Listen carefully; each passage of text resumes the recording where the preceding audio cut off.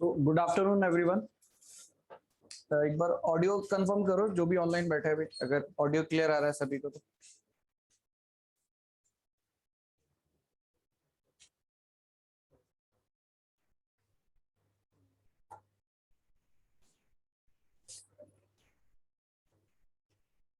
ठीक है, क्लियर है। ठीक है, ठीक है, ओके। ठीक है, फ्रिक्शन हमारा चैप्टर ऑलमोस्ट कंप्लीट हो चुका है ना। लास्ट हमने वेज फ्रिक्शन किया था ना शायद। ठीक है, तो वेज फ्रिक्शन वाला पार्ट हमेशा आप लामिस थ्योरम से करोगे। देखो, क्योंकि इक्वेशंस में आप देखोगे तो समेशन एफ एक्स से समेशन एफ आई, बट चीजें कितनी सारी इन्वॉल्व होती है अगर आप सारी चीजों को कंसिडर करते हो। देखो, कहने का मतलब ये कि लेट्स सपोज ऐसा केस था हमारे पास, है ना, और ऐसा कुछ आपके पास एक वेज है, तो आपको ये चीज दिमाग में रखना है कि ये जो चीज होगी जिसको आप लिफ्ट कराना चाहते हो इसको, ठीक है, with the help of this veg.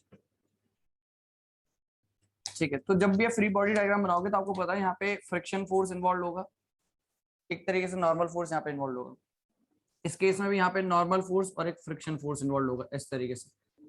तो नॉर्म फ्रिक्शन फोर्स और नॉर्मल का हमेशा एक रिजल्टेंट यूज करो, सो दैट आपको क्या होगा कि दो फोर्स की जगह आप सिंगल फोर्स को यूज करोगे, है ना। सिमिलर वे में यहाँ पे भी आप वही चीज करने वाले हो। ठीक है, तो जो भी फोर्सेज होंगे, जब भी आपके पास कोई केस है जहां पे बहुत सारे फोर्सेज इन्वॉल्व हो रहे हैं, तो बेटर है कि हम क्या करें, फ्रिक्शन फोर्स और नॉर्मल को रिप्लेस कर दो उसकी रिजल्टेंट वैल्यू से। एंड नॉर्मल के साथ जो रिजल्टेंट एंगल बनाता है वो क्या है, बेसिकली फाई। एंड फाई का कैलकुलेशन कैसे करोगे, बिकॉज आपको पता है टेन फाई बराबर म्यू, ये चीज। ठीक है, तो आप फाई का कैलकुलेशन कोफिशिएंट ऑफ फ्रिक्शन की वैल्यू से कर सकते हो। सिंपली आप क्या करोगे, टेन इनवर्स करोगे म्यू का, ये चीज। ठीक है, तो वेज फ्रिक्शन में आप बेसिकली लैमिस से करोगे तो बहुत इजी होगा क्वेश्चन सॉल्व करना। अदरवाइज इक्विलिब्रियम इक्वेशन लगा के सॉल्व करोगे तो काफी टाइम इन्वॉल्व होने वाला है उसमें। ठीक है, तो ये चीज याद रखना। गेट का क्वेश्चन देखा था इस साल का में जो आया था, सिविल, नहीं देखा? देखना चाहिए। ठीक है, देखना, उसे एक बार ट्राई करना जरूर, सिंपल सा क्वेश्चन हो जाएगा वो। गेट में सिविल ब्रांच में आ रहा है, मैकेनिकल वाले भी देख लेना वो क्वेश्चन को। ठीक है, तो ट्राई करोगे तो वो हो जाएगा। ठीक है, तो नेक्स्ट यूनिट लिखो। Next, centre of gravity COG, centre of gravity, centre of mass end moment of inertia. ठीक है, नेक्स्ट यूनिट लिखो। Centre of gravity COG, COM and comma MOI, moment of inertia.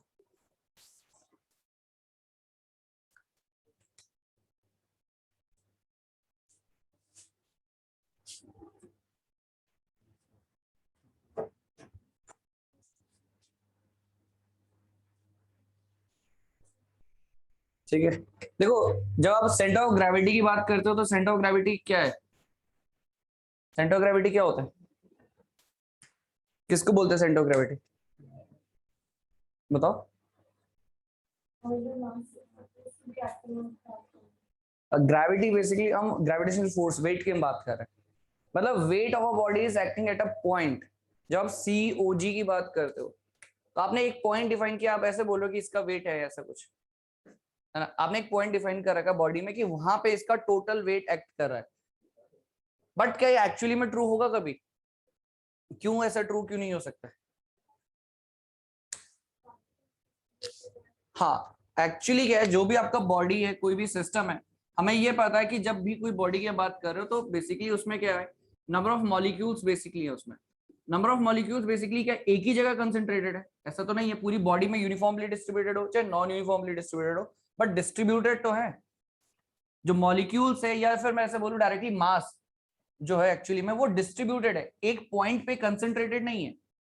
जो मास है बेसिकली सिस्टम में, let suppose जो भी आप बात करो, तो मास बेसिकली क्या है, जो मॉलिक्यूल्स है उनका ही तो मास की हम बात कर रहे हैं ना।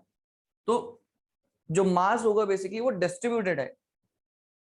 अब डिस्ट्रीब्यूटेड है, ठीक है, लेट सपोज मैं एक स्मॉल पार्टिकल ये कंसीडर करता हूँ M1, तो ये स्मॉल पार्टिकल M1 कंसीडर करता हूँ, तो इसका अगर मैं वेट कंसीडर करूंगा it will B W1 which is acting downward. Similarly अगर मैं सपोज M2 कंसीडर करता हूँ तो इसका वेट W2 ऐसे डाउनवर्ड, इस तरीके से। ठीक है, तो वही चीज मैं बोल रहा हूँ, नंबर ऑफ पार्टिकल्स आपने कंसीडर करे, लेट सपोज ये 3 है, मास M3, तो इसका वेट हो गया W3, इस तरीके से। तो मास जो है वो कभी भी कंसंट्रेटेड नहीं होगा, वो डिस्ट्रीब्यूटेड है। अब जब मास डिस्ट्रीब्यूटेड है it means weight is also distributed, weight भी डिस्ट्रीब्यूटेड हुआ ना, मास का ही तो वेट की आप बात करते हो, है ना। मास m1 था तो उसका वेट w1, मास m2 था उसका वेट w2, m3 तो वेट w3, तो मास डिस्ट्रीब्यूटेड मतलब वेट भी डिस्ट्रीब्यूटेड। बट हम बेसिकली क्या कर रहे हैं, जस्ट फॉर सिंप्लीफिकेशन एक पॉइंट बेसिकली हम यूज सेलेक्ट करेंगे जिसपे हम बोलेंगे कि टोटल वेट या टोटल मास कंसेंट्रेटेड होगा। क्यों कर रहे हैं, जस्ट फॉर द सिंप्लीफिकेशन, क्योंकि जब आप सिस्टम का एनालिसिस करोगे तो आप ऐसे इनफाइनाइट पार्टिकल्स के infinite number of masses, infinite number of weights को कंसीडर नहीं कर सकते हो। आपके पास एक बॉडी, आप ऐसे थोड़ा ना बोलोगे उस बॉडी में ऐसे 10 ऐसे मास है अलग अलग जगह, हर मास का एक वैल्यू लिख रहे हो, तो वो तो पॉसिबल नहीं है, वो चीज फिजिबल नहीं है ना। एनालिसिस करना है, आपके पास एक ऑब्जेक्ट है, आपको इसका एनालिसिस करना है, आपसे कोई इसका वेट पूछा जाएगा तो आप क्या ये बोलोगे कि इसमें मास, इस पूरी बॉडी में इधर एक m1 मास है और इतने नंबर ऑफ मॉलिक्यूल्स यहाँ पे, उसका वेट m1, उसका करस्पॉन्डिंग वेट w1, फिर w2, w3, अलग अलग जगह टोटली डिफाइन करना, वो बिल्कुल एक रैंडम प्रोसेस हो जाएगा, वो डिफिकल्ट भी है, जो फिजिबल भी नहीं है उसका एनालिसिस करना। मतलब इस बॉडी को आप फिर ऐसे रिप्रेजेंट कराओगे कि यहाँ पे ऐसे w1, यहाँ पे w2, ये w3, ठीक है, ये w4, ऐसे एंड सो ऑन, ऐसे करके आप दिखा दो। तो ये सिस्टम का एनालिसिस करना डिफिकल्ट है एज कंपेयर टू व्हाट हम सिंपल एक काम कर सकते हैं कि एक टोटल वेट की हम बात करें, total weight will be what, the resultant of all the weights. Body में जो आप वेट्स की बात कर रहे हो अलग अलग जो हैं जितने भी पॉसिबल, उन सबका रिजल्टेंट वैल्यू होगा w।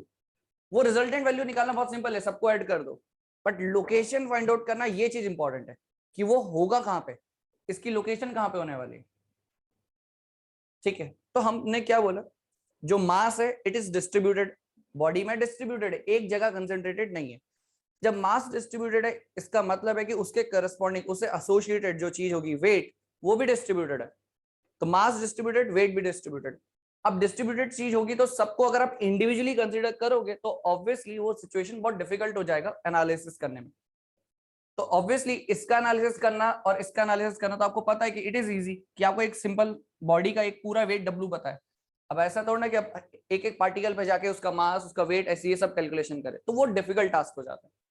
तो जस्ट फॉर द सिंप्लीफिकेशन हम क्या करते हैं, एक रिजल्टिंग वैल्यू लेते हैं वेट की एंड उसका एक लोकेशन फाइंड आउट करेंगे। लोकेशन कैसे फाइंड आउट करेंगे वो हम देखेंगे, बट आपको ये चीज याद रखना चाहिए, mass and weight both are distributed but we assume it to be concentrated just for the simplification, ताकि हमारा एनालिसिस सिंप्लीफाई हो सके। करने के लिए एनालिसिस इसका भी कर सकते हैं बट वो डिफिकल्ट होगा हमारे लिए एक एक चीज को कंसीडर करते हुए चले जाना, ठीक है। इसलिए तो सबसे पहले पॉइंट लिखना है इसमें, mass and weight are distributed, mass and weight are distributed but we assume it to be concentrated,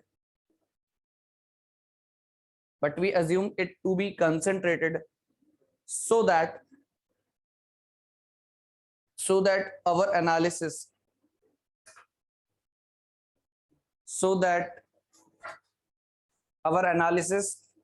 become simple, ठीक है, ठीक है।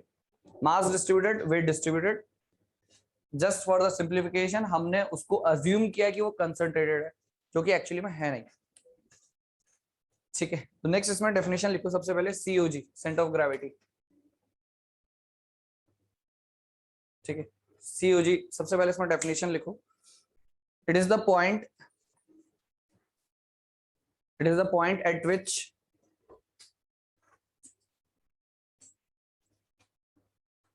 which the entire weight, it is the point at which entire weight of the body is assumed to be concentrated,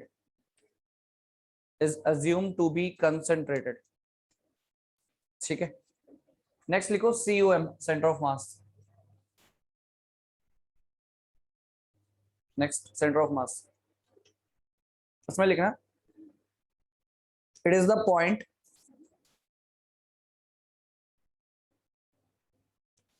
It is the point at which entire mass of the system,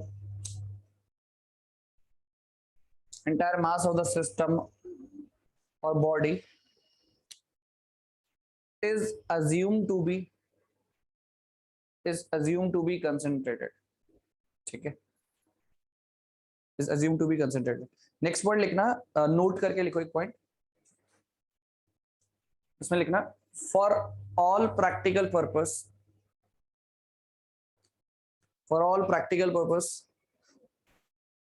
COG and COM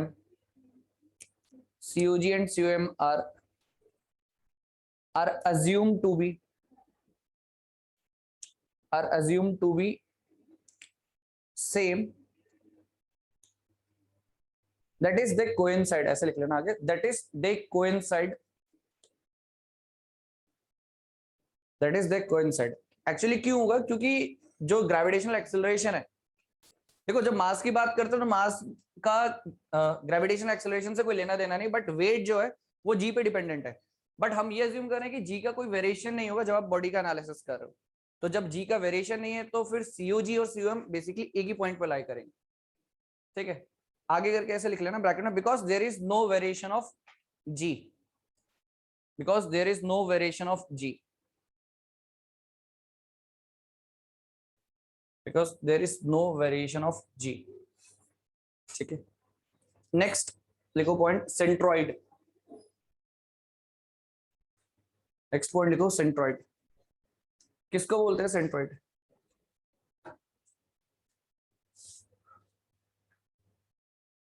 centroid क्या होता है? हाँ, centroid बहुत जगह आपने use किया इससे पहले भी। एरिया का सेंटर नहीं, ज्योमेट्रिकल सेंटर। एरिया का सेंटर तो आपने एक स्पेसिफिक केस का बोल दिया।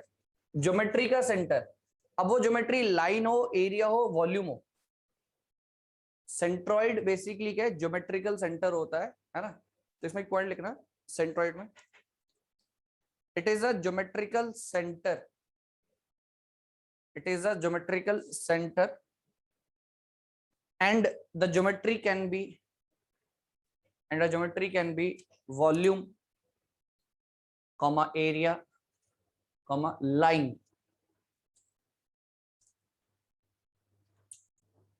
ठीक है, तो वॉल्यूम है तो वॉल्यूम का सेंटर ऑफ वॉल्यूम बेसिकली उसका सेंट्रॉइड हो गया, है ना? जब वॉल्यूम की बात करोगे तो सेंटर ऑफ वॉल्यूम,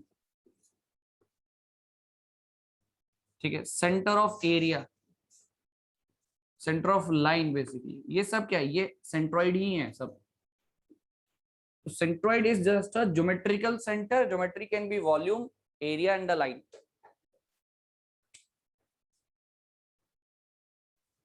ठीक है, नेक्स्ट अब हम देखते हैं कि जो सीओजी है ना, ये सीओएम है, इसका लोकेशन कैसे निकालेंगे।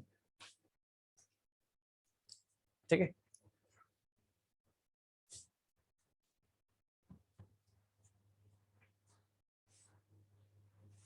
देखो लेट्स सपोज कोऑर्डिनेट अज्यूम कर लेते हैं एक्स एंड वाई। ये एक बॉडी है, ठीक है। अब इस बॉडी में ऑब्वियसली नंबर ऑफ मॉलिक्यूल्स है अलग अलग जगह पे, बिकॉज मास इज डिस्ट्रीब्यूटेड। तो मैंने लेट्स सपोज एक अज्यूम कर रहा हूँ कि ये एक स्मॉल m1 है, ठीक है, स्मॉल मास m1, ठीक है। ऐसी नंबर ऑफ और मास भी दिखेंगे आपको, m2 मैंने मान लिया है, एक m3 मान लिया, इस तरीके से, ठीक है,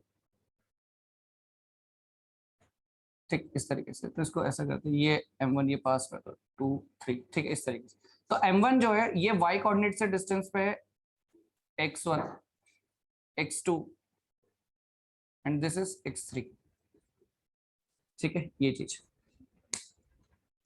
तो बेसिकली रेफरेंस सिस्टम की हमें जरूरत पड़ेगी, क्योंकि हम एक पॉइंट को लोकेट करें तो एक रेफरेंस चाहिए, तो इसलिए रेफरेंस के हमने x एंड y कोऑर्डिनेट्स बनाए।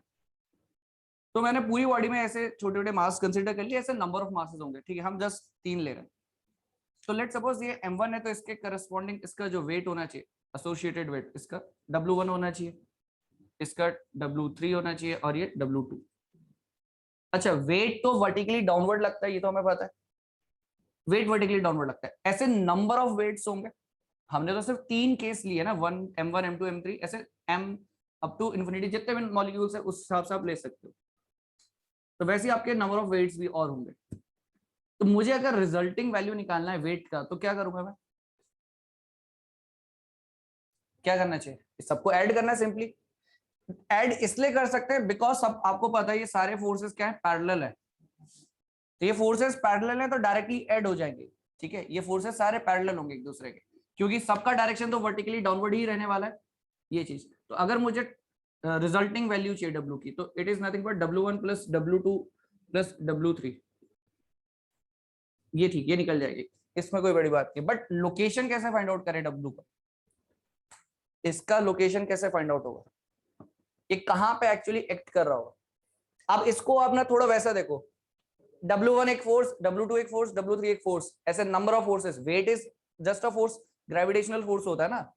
तो W1 फोर्स है, W2 फोर्स है, W3 फोर्स है, ऐसे नंबर ऑफ फोर्सेस। इन सब फोर्स का रिजल्टिंग वैल्यू, फोर्स का रिजल्टिंग वैल्यू तो आपने कैलकुलेट कर लिया, बट लोकेशन फाइंड आउट करेंगे तो कैसे करेंगे, क्या यूज क्या करना चाहिए हमें, लोकेशन फाइंड आउट करना। हाँ, मोमेंट, बेसिकली वेरिग्नन्स थ्योरम। रिजल्टेंट का देखो, ये सारे फोर्सेस है, W1 W2 3, ऐसे जो भी फोर्स है, इन सबका मोमेंट अबाउट दिस एक्सिस जो भी है, रिजल्टेंट का भी उतना ही मोमेंट होगा। मतलब मैं कहना चाह रहा हूं कि लेट सपोज मैं इन सबका मोमेंट यूज यहां पे लिख लेते हैं, यूजिंग वेरिग्नन्स थ्योरम।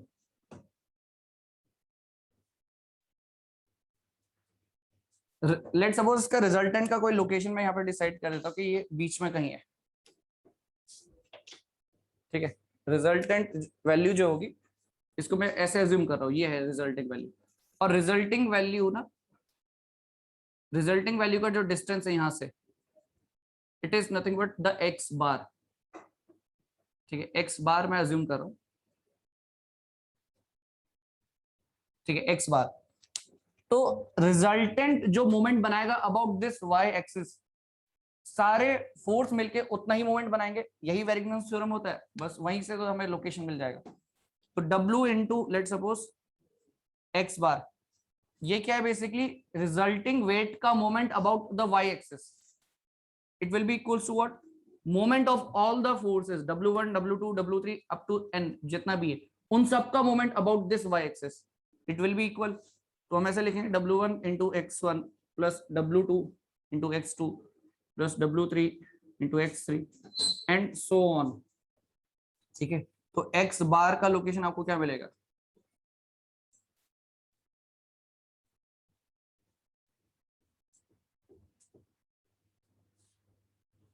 ठीक है, इस तरीके से। तो W1 प्लस W2 W3, ये रिजल्टिंग वैल्यू का, ये W1 plus W2 and so on. तो बेसिकली x बार आपको बेसिकली लोकेशन मिल चुका है कि रिजल्टिंग वेट जो है, total weight of the body, resulting weight बोलने का मतलब total weight of the body कहां पे लोकेट होगा, उसका लोकेशन मिल गया हमें x बार। अब जैसे x बार मिला है वैसे आपको y बार भी मिलेगा। बस करना क्या होगा, अभी आपने मोमेंट y के अबाउट लिया था, अब की बार मोमेंट आप x के अबाउट ले लो। ठीक है, ये चीज।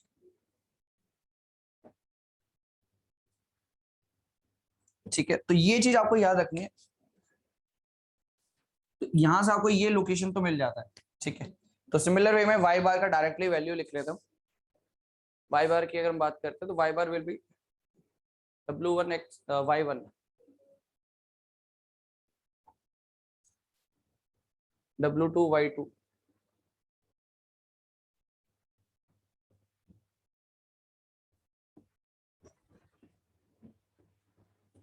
ठीक है, इस तरीके से। तो ये लोकेशन किसका मिला हमें, COG।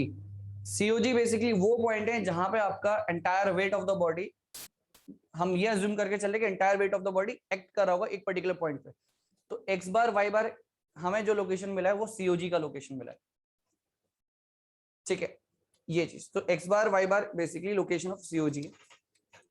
अब let suppose we are assuming कि g का कोई वेरिएशन नहीं है, ठीक है, if g is constant, let suppose if g is constant. अब g कांस्टेंट होगा तो W1 को मैं क्या लिख सकता हूँ, M1g M2g, तो वो चीज बेसिकली आपका क्या हो जाएगा, कैंसिल आउट हो जाएगा g, ठीक है। देखो g कांस्टेंट है ना, तो आप सिमिलर वे में x बार पता क्या लिखोगे, W1 की जगह लिखोगे M1g into x1, M2g into x2, M3g into x3, so on. ये हो जाएगा M1g plus M2g plus M3g and so on. तो g का वैल्यू तो बेसिकली कैंसिल आउट, ठीक है, g का वैल्यू कैंसिल आउट। अब यहाँ से जो आपको वैल्यू मिलेगी वो एक्चुअली क्या है, यहाँ पे सेम ही है, वो x बार y बार, ओ सॉरी x बार बेसिकली पहले था हमारा सेंट्रोइड किसका, सॉरी सेंटर ऑफ ग्रेविटी का लोकेशन, अब ये सेंटर ऑफ मास का भी लोकेशन बता रहा है, बट एक्चुअली सेम है क्योंकि g का कोई वेरिएशन नहीं, अगर g का वेरिएशन होता तो ये x बार का वैल्यू अलग हो जाता था, ठीक है। तो यहाँ पे आप देखोगे x बार बेसिकली जो मिला है वो है m1 x1 plus m2 x2 plus m3 x3 and so on divided by m1 plus m2, ये चीज, ठीक है। मोमेंट हाँ ठीक है। तो सिमिलर वे में आप x बार लिखा जैसे, वैसे आप y बार के लिए भी लिख लोगे m2 y1 m1 y1 m2 y2 m3 y3, वो चीज, ठीक है।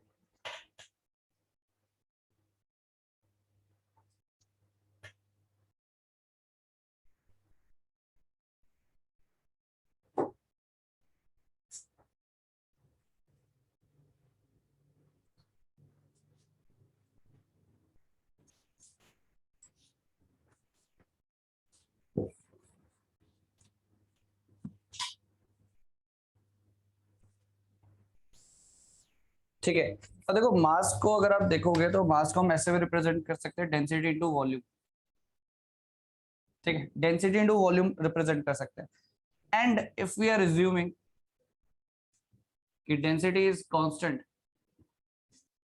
And if density is constant, अगर डेंसिटी का वैल्यू कांस्टेंट है तो क्या होगा, एक्स बार की, मैं मास की जगह आप क्या लिखोगे, डेंसिटी इंटू V1 है ना, x1 plus density into V2 x2, density into V3 x3 and so on.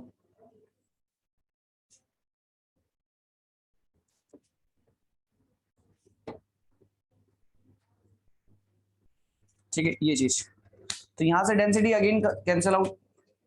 अब ये बेसिकली आपको क्या मिलेगा, ये सेंटर ऑफ वॉल्यूम, ठीक है, ये जो लोकेशन है it is nothing but the centre of volume,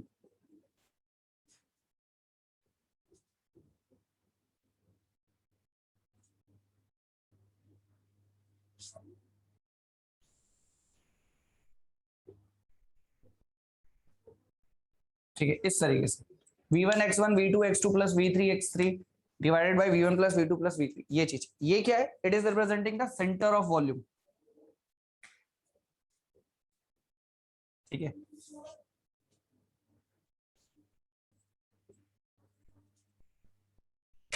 ये बेसिकली आपका सेंटर ऑफ मास रिप्रेजेंट हो रहा है sir,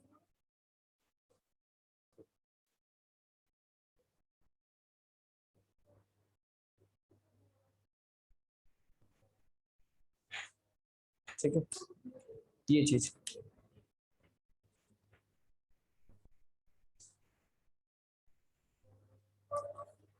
and volume, let suppose आपके पास जो सिस्टम है, ये बॉडी है, वो इस तरीके से कि उसका जो थिकनेस वाला पार्ट है इट इज कांस्टेंट, तो volume can be written as area into thickness.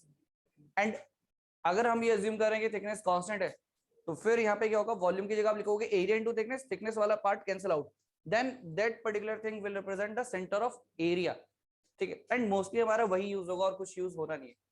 Strength of material में आप यूज करते हो, जैसे स्टील में भी यूज करोगे, सेंट्रॉइड जनरली हमारा जो इंजीनियरिंग में एप्लीकेशन होता है with respect to centre of area, ठीक है, centre of volume as such उतना कहीं आपको यूज होगा नहीं, मैकेनिकल हो चाहे सिविल हो, जनरली हम जो सेंट्रॉइड की बात करते हैं with respect to centre of area, but it is the geometrical centre. अब वो ज्योमेट्री एरिया हो, वॉल्यूम हो, चाहे लाइन हो, ठीक है। तो सेंट्रॉइड कोई भी कभी भी पूछे आप बोलोगे ज्योमेट्रिकल सेंटर है, अगर एरिया है तो सेंटर ऑफ एरिया, वॉल्यूम है तो सेंटर ऑफ वॉल्यूम, लाइन है तो सेंटर ऑफ लाइन, ठीक है। तो अब हम बोल रहे हैं कि basically volume is representing as just area into thickness, and if we are assuming thickness to is to be constant, T मतलब थिकनेस, ये चीज। तो डायरेक्टली मैं फॉर्मूला लिख लेता हूँ, एक्स बार हो जाएगा आपका a1 x1 plus a2 x2,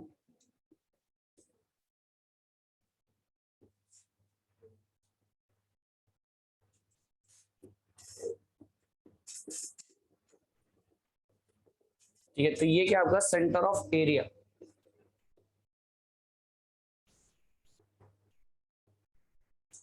ये चीज। सिमिलर वे में y के लिए भी आप ऐसे लिख सकते हो,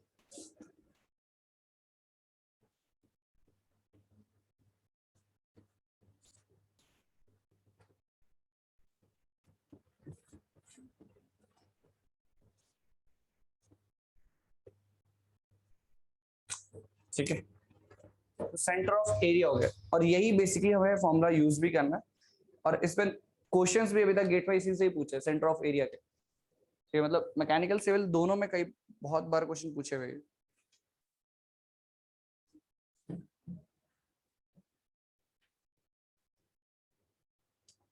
अच्छा, जो हमने सबसे पहले सेंटर ऑफ ग्रेविटी का फॉर्मूला लिखा था, तो जो हमने डिस्टेंस मल्टीप्लाई किया होगा वो क्या रहा होगा?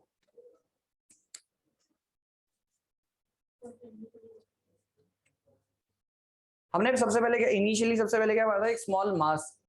अब वो मास इस तरीके से माना था, एक पॉइंट, स्मॉल पॉइंट मास माना था, मतलब उसका वेट उसमें लग रहा है W1। एक तरीके से वो जो डिस्टेंस है x1 वो बेसिकली उस पर्टिकुलर m1 के सेंटर ऑफ ग्रेविटी का ही डिस्टेंस है फ्रॉम दिस y एक्सिस। मतलब एक चीज है कि जैसे ये है, आपने इसको m1 बोला, बट अज्यूम मैं इसको बड़ा इसलिए बना रहा हूं ताकि वो विजिबल है, बट आप अज्यूम करो कि एक पॉइंट है। अब एक पॉइंट है तो ऑब्वियसली इसका centre of gravity, centre of mass, सब कुछ, centre of area, centre of volume, सब कुछ पॉइंट है वो। तो उसका डिस्टेंस आप यहां से लिख रहे थे, तो अगर आप सेंटर ऑफ ग्रेविटी लिखते हो तो आप बोलोगे जो डिस्टेंस मल्टीप्लाई कराया ना आपने फर्स्ट का, तो वो उसके सेंटर ऑफ ग्रेविटी का डिस्टेंस है from this axis. Similar way में अब जब आप इस फॉर्मूले की तरफ जाओगे तो आपको क्या दिखाई देगा? x1 क्या है? एरिया a1 का सेंट्रोइड, एरिया a1 के सेंट्रोइड का डिस्टेंस, जो भी आपने एक रेफरेंस लिया होगा। ये तो मेरी रेफरेंस एक्सिस है ना, y एंड x, ये तो मैं अपने हिसाब से डिसाइड कर रहा हूँ। यहाँ पे क्या है? x1 x2 x3 y1 y2 y3, ये सब क्या है? एरिया a1 का जो डिस्टेंस है, किसका डिस्टेंस? एरिया a1 के सेंट्रोइड का डिस्टेंस, ठीक है। तो वो x1 एरिया ऑफ जो एरिया a1 है उसके सेंट्रोइड का distance y1, respective reference axis से जो आप डिस्टेंसेस लिखोगे वो है ये चीज, ठीक है। ये लिख लिया यहाँ तक, ठीक है। तो एक क्वेश्चन लिखते हैं डायरेक्ट किसी भी, ठीक है। तो बेसिक ना एक्चुअली सेंट्रोइड वाला पार्ट एक कैलकुलेशन वाला आपको इंपॉर्टेंट इसलिए भी है क्योंकि जो स्टील वाला पार्ट पढ़ते हो या मैकेनिकल वाले जब मशीन डिजाइन वाला पार्ट पढ़ते हैं, स्ट्रेंथ ऑफ मटेरियल पढ़ते हैं, तो वहां बहुत ज्यादा यूज होता है, क्योंकि कई क्वेश्चंस होंगे जहां आपको पहले सेंट्रोइड फाइंड आउट करना है, तब जाके आगे कैलकुलेशन होती है। तो उस पर्सपेक्टिव से ये चीज बहुत इंपॉर्टेंट हो जाती है, ठीक है। तो सीधा एक क्वेश्चन लिखते हैं पहले,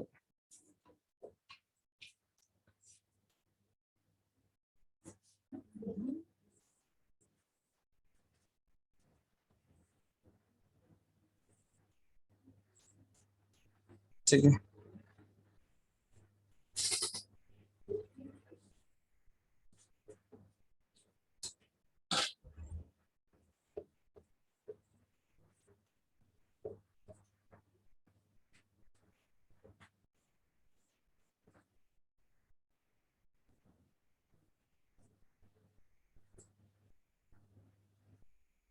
ठीक है, इसका सेंट्रोइड निकालना है।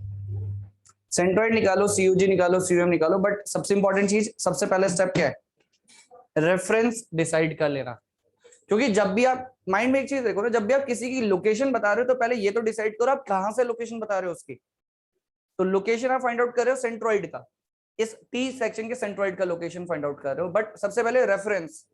अब रेफरेंस आपके ऊपर है, आप कहां पे अज्यूम करते हो, ठीक है। अच्छा, ये जो टी सेक्शन है आपको सिमेट्रिकल नजर आ रहा है? सिमेट्रिकल है। सिमेट्रिकल अबाउट वाई और x? Symmetrical about y axis, ठीक है। तो सिमेट्रिकल अगर है तो सिमेट्रिकल बोलने का मतलब क्या होगा? हम सेंटर, एरिया का सेंटर की बात कर रहे हैं। एरिया का सेंटर, ये सर्कल की आपने ये लाइन खींची ऐसे, तो ये सिमेट्रिकल अबाउट वाई है और सिमेट्रिकल अबाउट एक्स एक्स है, तो ये बेसिकली सेंटर हो जाता है। जब आप एक रेक्टेंगल की बात करते हो तो इसके अबाउट सिमेट्रिकल है और इसके अबाउट भी सिमेट्रिकल है, तो ये बेसिकली सेंटर हो जाता है। बट हमेशा याद रखो, सिमेट्रिकल एक्सिस के ऊपर ही लाई करेगा सेंट्रोइड। सेंट्रोइड किसका? Centre of area. कोई भी शेप है एक्स वाई जेड, अगर वो सिमेट्रिकल है किसी भी एक्सिस के अबाउट ना, तो आपको ये हिंट मिल चुका है कि उसी एक्सिस के ऊपर उसका सेंटर लाई करेगा। ये चीज, कोई भी शेप है एक्स वाई जेड, आपको बस ये देखना है कि सिमेट्रिकल है कि नहीं। सिमेट्रिकल है तो जो भी आप सिमेट्रिकल एक्सिस बना रहे हो, उस सिमेट्रिकल एक्सिस के ऊपर ही सेंटर लाई करने वाला है। मतलब एक पॉइंट तो मुझे क्लियर हो गया कि मेरा जो सेंटर है वो, लेट्स सपोज मैंने ये सिमेट्रिकल एक्सिस बनाई है, इस एक्सिस के ऊपर कहीं ना कहीं लाई करेगा, ठीक है। ये तो मैं अपने हिसाब से जज कर सकता हूँ कि भाई सिमेट्रिकल था, सिमेट्रिकल एक्सिस मैंने बना दी सेंटर एग्जैक्टली, तो इसी एक्सिस पे सेंटर लाई करेगा। अब बात आती है रेफरेंस की, कि रेफरेंस कहां पे ले। तो रेफरेंस कैसे लेना चाहिए हमें, कहां पे ले? रेफरेंस में दो चीजें, x axis and y axis. X तो आप कहीं भी लो, बट वाई एक्सिस कौन सी लेनी चाहिए? वाई एक्सिस आप इसी को लो। क्यों? क्यों, इससे फायदा क्या है? हाँ, नहीं नहीं, सिमेट्रिकल वो बात समझ में आई, बट वाई एक्सिस अगर मैं इसी को मान लूंगा तो मेरे को एडवांटेज क्या है? यस एग्जैक्टली, कैलकुलेट नहीं करना पड़ेगा ना आपको। जब आपने एक एक्सिस को माना, लेट सपोज आप इसको वाई एक्सिस मान रहे हो, आपने वाई मान लिया और आपको पता है सेंट्रोइड इसी एक्सिस पे लाई करेगा, तो आपको एक कैलकुलेशन नहीं करना पड़ा। किसका कैलकुलेशन नहीं करना पड़ेगा? कौन सी वैल्यू जीरो होगी वाई पे? एक्स वाली वैल्यू जीरो हो जाएगी बेसिकली। कोऑर्डिनेट्स बनाते हो एक्स एंड वाई, इस यहाँ पे किसका वैल्यू जीरो है? वाई का वैल्यू जीरो है, और यहाँ पे अगर बोलूं तो एक्स का वैल्यू जीरो है। मतलब मुझे जब ये बात क्लियर हो चुकी कि इसी पे मेरा सेंटर लाई करता है, तो मैंने इसी पे एक one of the reference axis बना दी, वाई वाई एक्सिस।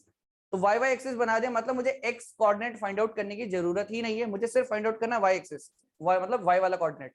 तो वाई वाला कोऑर्डिनेट आप फाइंड आउट करोगे तो लेट्स सपोज आपको ये मिला, तो मतलब आपको सेंट्रोइड मिल चुका है, सेंट्रोइड आपको मिल चुका है।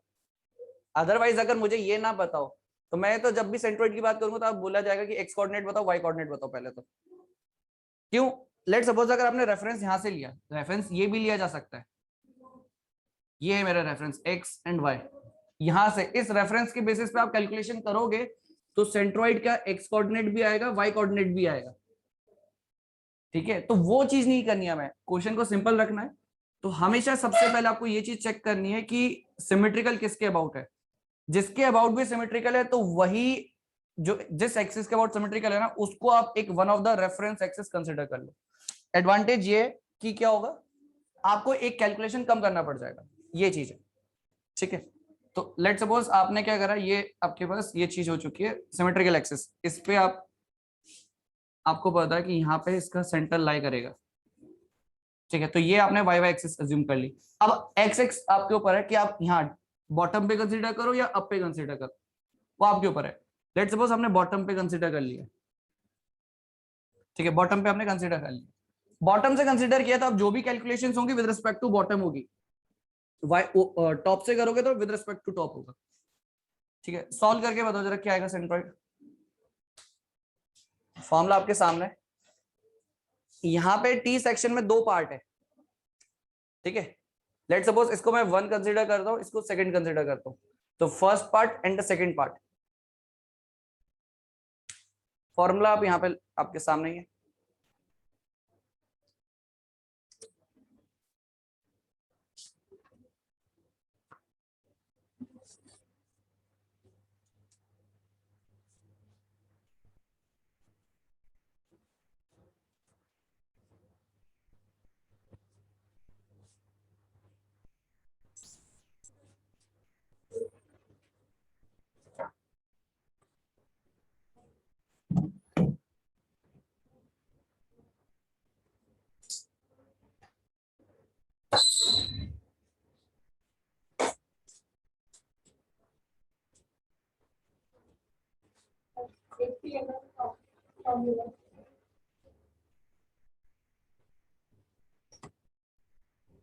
कितना आ रहा है 80 फ्रॉम बॉटम है ना, ठीक है करेक्ट है।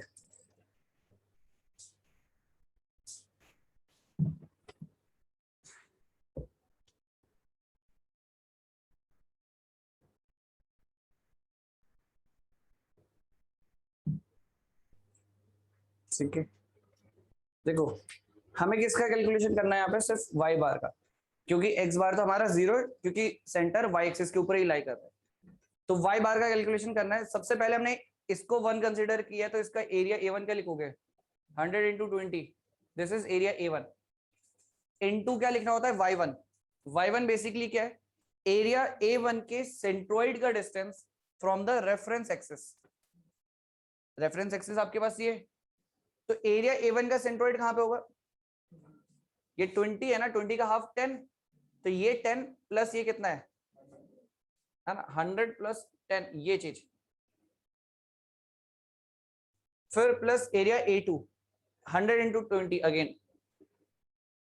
बट डिस्टेंस क्या होगा 100 का हाफ एग्जैक्टली 50, तो यहां से रेफरेंस है 50 हो गया ये चीज, तो 100 इंटू 20 सॉल्व करोगे y बार का वैल्यू 80, कहां से, फ्रॉम बॉटम, क्योंकि हमने रेफरेंस बॉटम से लिया था। ठीक है क्लियर है। सबसे पहला स्टेप ये है सेंट्रोइड निकालने के लिए सिमेट्रिकल एक्सिस फाइंड आउट कर लो। सिमेट्रिकल होगा तो हमारे लिए बहुत इजी है सॉल्व करना, क्योंकि जो सिमेट्रिकल एक्सिस होगी वहीं पर उसी को मैं अपना एक रेफरेंस एक्सिस अज्यूम करूंगा। रेफरेंस एक्सिस अज्यूम करने से क्या होगा कि एक कोऑर्डिनेट बेसिकली आपको फाइंड आउट करने की जरूरत ही नहीं पड़ेगी। ठीक है कैलकुलेशन बहुत सिंपल हो जाएगा। अदरवाइज देखो जब भी सेंट्रोइड है ना, क्वेश्चन इजी है टफ इस बात पर डिपेंड करता है कि आपने रेफरेंस कहां पे बनाए। रेफरेंस अगर आपने बहुत अच्छे से सिलेक्ट किया है ना तो आपके लिए इजी हो जाएगा, अगर आपने बहुत गलत तरीके से सिलेक्ट किया है आंसर तो आएगा बट लेकिन वो टफ हो जाएगा कैलकुलेशन वाइज, कैलकुलेशन वाइज वो टफ हो सकता है। ठीक है नेक्स्ट एक दूसरा लिखते हैं।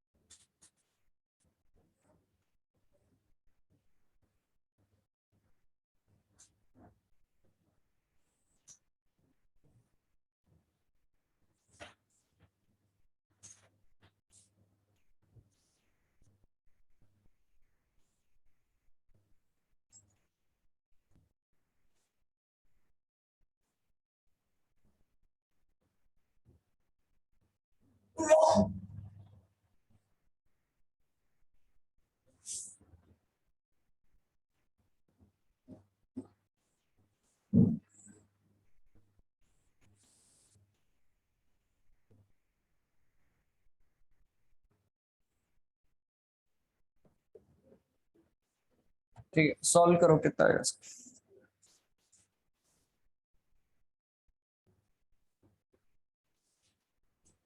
सबसे पहले स्टेप है सिमेट्रिकल चेक करना, किस एक्सिस के अबाउट सिमेट्रिकल होगा। जिस भी एक्सिस के अबाउट सिमेट्रिकल वही हमारा रेफरेंस एक्सिस।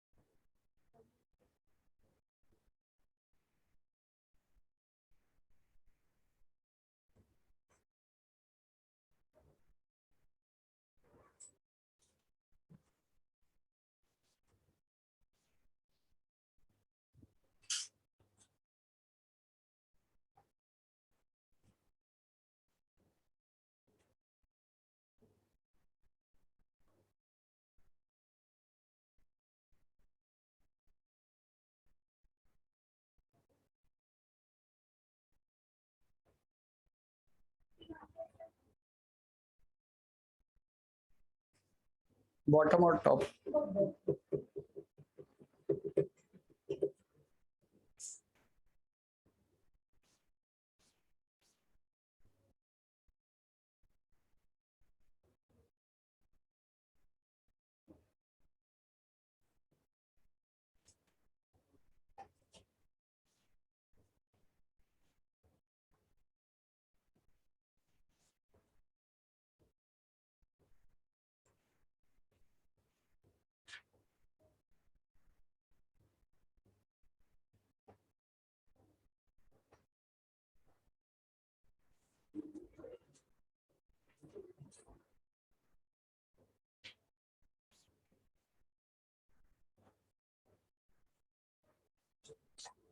फिफ्टी 59.7 ना।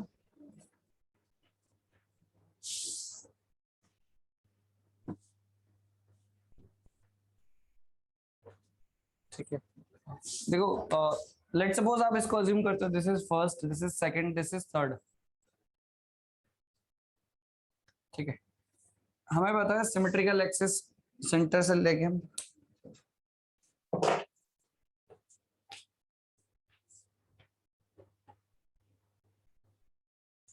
ठीक है, सिमेट्रिकल एक्सिस हमने ये कंसीडर कर ली, बॉटम को हमने ये एक्स कंसीडर कर लिया। तो अगर आपने अप्लाई करते हो लेट सपोज व्हाट वाई बार है ना, एक्स बार तो जीरो है। फर्स्ट का एरिया है 100 इंटू 20, डिस्टेंस कितना लिखेंगे 20 का हाफ 10, और उस 10 का डिस्टेंस ये सेंट्रॉइड है 100 इंटू 10 वाले रेक्टेंगल का, बट ये 10 है, बाकी यहाँ से डिस्टेंस कितना होगा 100, 30 और प्लस 10 है ना, 10 प्लस 100 प्लस 30 इस तरीके से, प्लस A2 100 इंटू 20, 100 इंटू 20 ये हो गया आपका। इसके सेंटर का डिस्टेंस होगा 50 प्लस 30, फिर थर्ड का डिस्टेंस 150 इंटू 30, ये तो एरिया हो गया। इसका डिस्टेंस कितना हुआ 15। ठीक है, इस तरीके से सॉल्व करोगे आंसर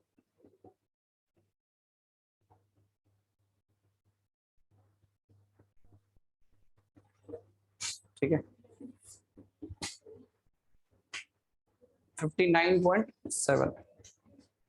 ठीक है, ये चीज तो 59.7 इसका आंसर। तो सिंपल क्वेश्चन है, हमेशा सबसे पहले आपको सिमेट्रिकल एक्सिस फाइंड आउट करना है, वही उसी को रेफरेंस मानेंगे। तो हमारा एक पार्ट एक्स बार या वाई बार में से एक चीज हमें कैलकुलेट नहीं करनी पड़ेगी।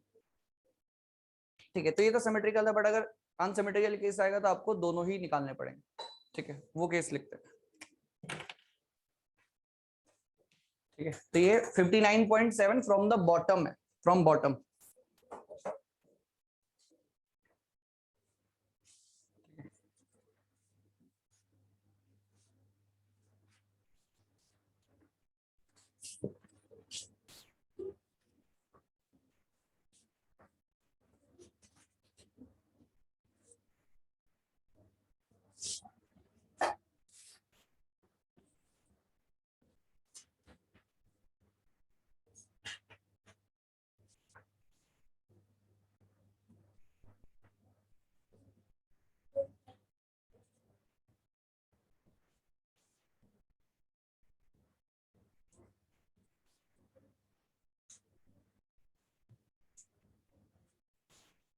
ठीक है,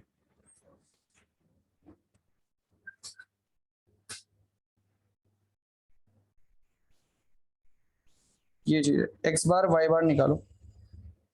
अच्छा, एक्स बार वाई बार मैं इसको लेट सपोज एक्स मान रहा हूँ और इसको वाई मान रहा हूँ, ये रेफरेंस है, इसके रेफरेंस के बेसिस पर आंसर बताओ क्या आएगा।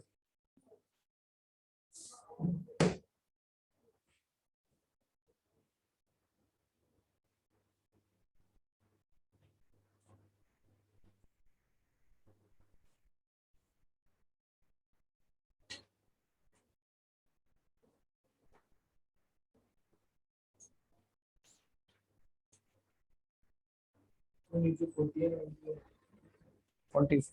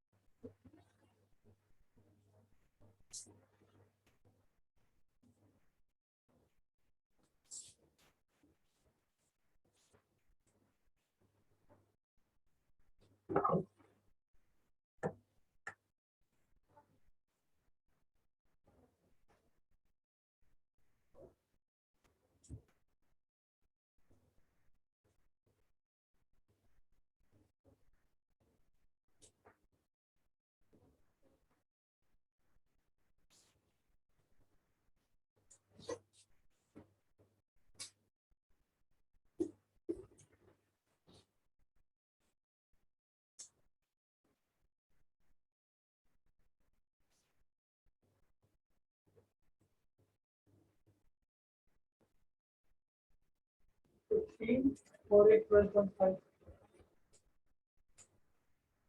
x का 15 और y का 12.5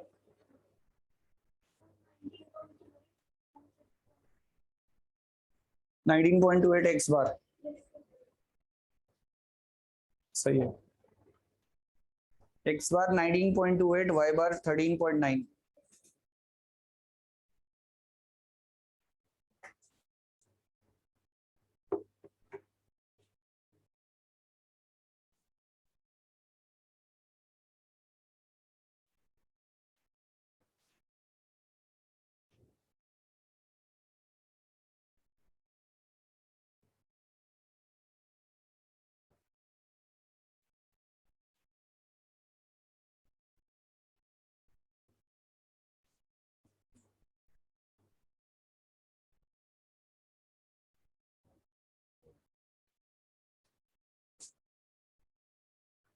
ठीक है, तो आपके ऊपर है। देखो फर्स्ट पार्ट आप किसको कंसिडर करते हो, आपके ऊपर है। लेट सपोज मैं इसको ऐसे कंसिडर कर रहा हूँ फर्स्ट, तो सेकंड ये रिमेनिंग वाला हो जाएगा। ठीक है, कई बार क्या होता है इसमें हम मिस्टेक क्या करते हैं। लेट सपोज मैंने इसको ये चीज लिखा है कि इसको मैंने 1 माना पूरा, लेट सपोज ऐसे 1। और कई बार क्या होता है ना, जैसे टोटल डिस्टेंस कितना हो जाएगा 50 ना, ये टोटल डिस्टेंस 50 होगा। तो हम दूसरा पार्ट इसको मान लेते हैं और 50 लेंथ कंसीडर कर लेते हैं, तो 2 बार काउंट हो जाएगा कभी। देखो आपको ये फर्स्ट पार्ट आपने ये मान रखा है, तो फर्स्ट पार्ट का एरिया क्या होगा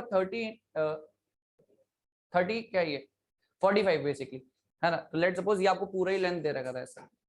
इसमें तो क्या डायमेंशन ऐसे थे तो गलती वैसे नहीं होगी इसमें, बट लेट सपोज ऐसा दे रखा है ना। सेम चीज 45 इंटू 10 बेसिकली आपने इसको फर्स्ट पार्ट कंसीडर करा। सेकंड को क्या कंसीडर करा 50 इंटू 15। 50 इंटू 15 ये गलत हो जाएगा, बिकॉज हमने ये एरिया को एक्स्ट्रा कंसीडर कर लिया। अगर आप लेट सपोज अगर आप एरिया A1 जो कंसीडर कर रहे हो वो है 45 इंटू 10, ठीक है, और अगर आप एरिया A2 कंसीडर करो 50 इंटू 15, तो ये गलत है। गलत इसलिए क्योंकि आपने ये वाला एरिया तो ऑलरेडी फर्स्ट पार्ट में कंसीडर कर लिया है, उसको दोबारा कंसीडर थोड़ा ना करेंगे सेकंड में। ठीक है, तो ये चीज जो आपने अज्यूम करी है ये गलत है। तो एरिया A2 क्या होना चाहिए 40 इंटू वट 15। ठीक है, ये चीज ये 50 इंटू 15 करने से हुआ एक्स्ट्रा, ये कंसिडरेशन हो गई ये चीज। आगे आंसर सभी का एक्स बार का वैल्यू आ रहा है 19.28। ठीक है, सिंपल है ये 19.28 एंड वाई बार का वैल्यू 13.92 है ना, 13.92 समथिंग है वैल्यू। ठीक है, तो इस तरीके से हमें क्वेश्चन करना है। बस याद रखो कि एरिया डबल काउंट ना हो जाए, बस ये चीज। आंसर लिखो इसका, फिर देन दूसरा क्वेश्चन लिखते हैं।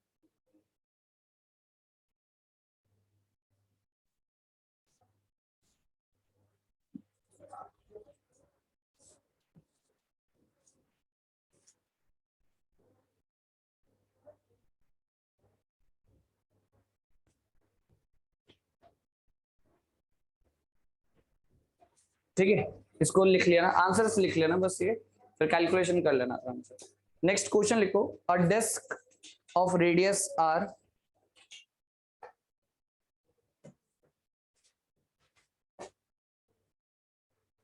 a disk of radius r has a hole of radius r by 2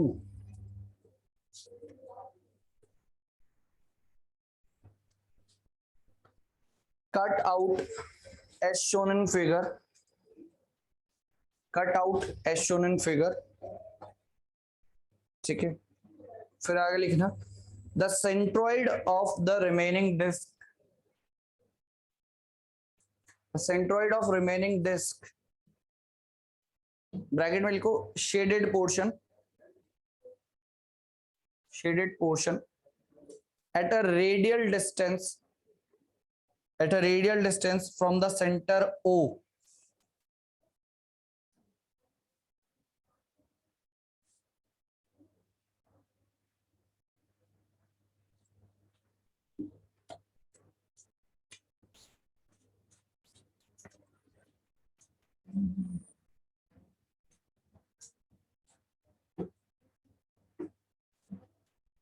ठीक है, ये पार्ट कट हो रखा है, रिमेनिंग शेडेड एरिया ये है,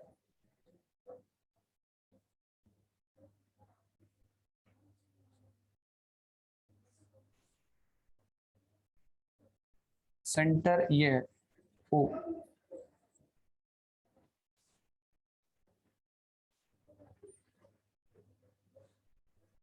ऑप्शन लिखो, ऑप्शन,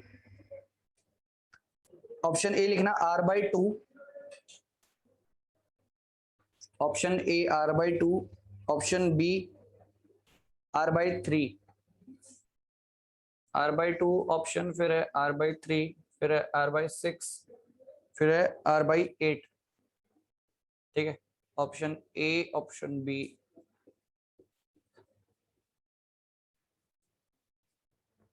ठीक है ना।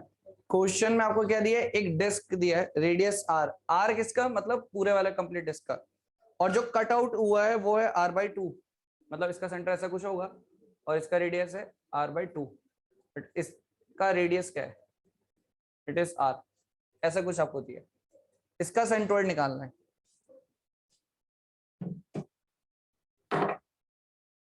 देखो जब भी कटआउट वाले पोर्शंस होंगे ना, तो उस कटआउट वाले को आप area as a negative consider करो, ठीक है।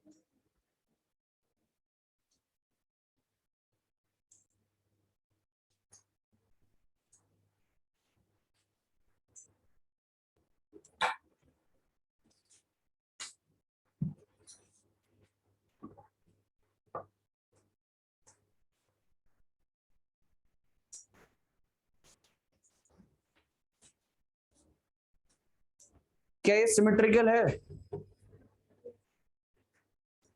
कौन सी एक्सिस के अबाउट सिमेट्रिकल,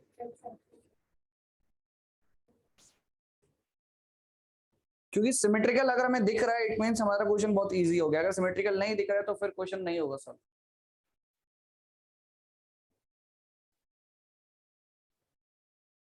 और सिमेट्रिकल हमेशा ऐसा ही नहीं होगा, कभी ऐसा भी हो सकता है, समझ में आ रही बात, ये लाइन होगा कि नहीं होगा सिमेट्रिकल। देखो आप ये x बनाते हो, ये y बनाओगे तो सिमेट्रिकल होगा, कभी नहीं है सिमेट्रिकल होगा, बट अब ये देखो दिस एक्सिस, ये सिमेट्रिकल होने वाला है एग्जैक्टली पूरा, ठीक है, ये सिमेट्रिकल है। अब सिमेट्रिकल है अगर, तो लेट्स सपोज इसको मैंने x मान लिया है ना, और ये वाले को मैं y कंसीडर कर रहा हूं, लेट्स सपोज ऐसे, तो सिमेट्रिकल होने से क्या पता चल रहा है, हमें निकालना क्या है, कौन सा कोऑर्डिनेट निकालने की जरूरत है हमें यहाँ पे, सिमेट्रिकल किसके अबाउट, x के अबाउट ना, तो हमें x कोऑर्डिनेट ही तो निकालना है, y तो ऑटोमेटिकली 0 हो गया ना, because it is symmetrical about this axis, और इस एक्सिस को हम x बोल रहे हैं, तो x पे कोऑर्डिनेट y का 0, मतलब y कोऑर्डिनेट 0, हमें निकालना है x वाला कोऑर्डिनेट, तो बेसिकली हमें निकालना है x बार यहाँ पे, और x बार मिलेगा आपको तो डायरेक्टली आंसर, ठीक है। तो जब भी कोई भी डायग्राम आए तो उसको चेक कर लो सिमेट्रिकल है कि नहीं, सिमेट्रिकल आपको देखना पड़ेगा थोड़ा सा, तब पता चलेगा, और हमेशा ऐसा ही नहीं सोचना परपेंडिकुलर हॉरिजॉन्टल एंड वर्टिकल में सिमेट्रिकल हो सकता है कोई इंक्लाइंड लाइन के रेस्पेक्ट में वो सिमेट्रिकल हो,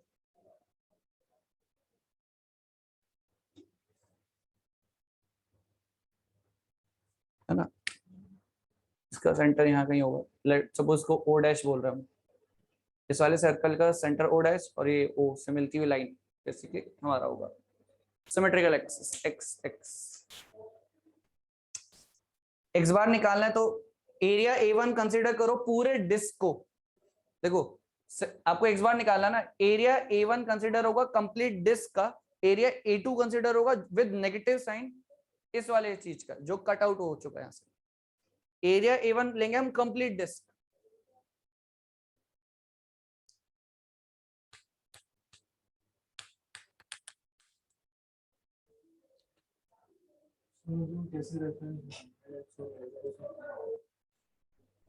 देखो रेफरेंस आप कुछ भी अपने अकॉर्डिंग मान सकते हो, बट हमें इस तरीके से मानना कि हमारी कैलकुलेशन इजी हो।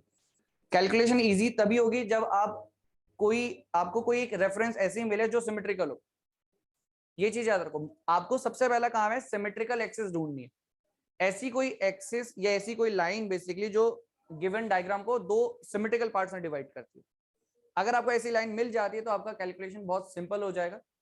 ठीक है, जैसे इस केस में हुआ है तो हमने ये लाइन हमें दिख रही है सिमेट्रिकल, ये जो लाइन है ये दोनों डायग्राम को सिमेट्रिकल पार्ट में डिवाइड कर रही है। मतलब इसका टॉप पार्ट देखो और बॉटम पार्ट देखो सिमिलर ही है, ऐसा तो नहीं है कि अलग अलग है। ये इसका upper part and bottom part both are similar, इसलिए हमने बोला कि ये क्या है सिमेट्रिकल एक्सिस, और इसी सिमेट्रिकल हम रेफरेंस एक्सिस बोल रहे हैं। अब ऐसा बोलने से फायदा क्या, हमें पता है कि सिमेट्रिकल एक्सिस को अगर आप रेफरेंस मानते हो तो सिमेट्रिकल में ही सेंटर लाई करता है। ये चीज याद रखो हमेशा। जैसा भी हमने स्टार्टिंग में बोला था, जैसे कि सेंटर है, डायमीटर से पास होते हुए एक लाइन पास करूंगा मैं, तो इसी डायमीटर से पास होती हुई लाइन पे ही कहीं ना कहीं सेंटर लाई करेगा। ये स्क्वायर की बात करता हूं, स्क्वायर को अगर आपने एक बीच में से एक लाइन से कट करा, इस लाइन के अबाउट सिमेट्रिकल होगा, तो इसी लाइन पे कहीं ना कहीं सेंटर लाई करेगा। तो सिमेट्रिकल एक्सिस वो एक्सिस है जिसपे सेंटर लाई करता है, जिसपे सेंटर लाई करता है। तो हमने यहाँ पे बोला कि वो एक्सिस ये है। अब सिमेट्रिकल एक्सिस मतलब इसी पे सेंटर लाई करेगा, और इस पे सेंटर लाई कर रहा है तो मैंने इसको लेट सपोज नाम दिया एक्स एक्स, और इसको एज अ रेफरेंस अज्यूम कर लिया। तो मेरा काम यह है कि मुझे सिर्फ एक्स कोऑर्डिनेट निकालना है, क्योंकि वाई कोऑर्डिनेट तो होगा ही नहीं, क्योंकि वो एक्स एक्सिस पे ही लाई कर रहा है। तो मेरा काम इजी हो गया, वाई कोऑर्डिनेट नहीं निकालना पड़ा। अब लेट सपोज इसके केस में मैं यहाँ पे कोऑर्डिनेट्स बनाता तो मुझे एक्स बार वाई बार दोनों निकालने पड़ जाते, और वो शायद कैलकुलेशन इतनी टफ होती हम कर भी ना पाए। सेंट्रोइड के क्वेश्चन में सबसे पहला स्टेप है सिमेट्रिकल एक्सिस चेक करो, होगी कहीं ना कहीं। ठीक है, सिमेट्रिकल एक्सिस फाइंड आउट कर लिया तो उसी को रेफरेंस एक्सिस मान लो। याद रखो सिमेट्रिकल एक्सिस बेसिकली वो एक्सिस है जहां पे सेंटर लाई करेगा। ठीक है, ये चीज r/2 6 r/6 is the correct answer. Positive आ रहा है नेगेटिव आ रहा है? नेगेटिव आने का मतलब क्या है? रेफरेंस आपने सेंटर आपका ये है ना ओरिजिन, इधर कहीं होगा वो r/6, कहने का मतलब -r/6।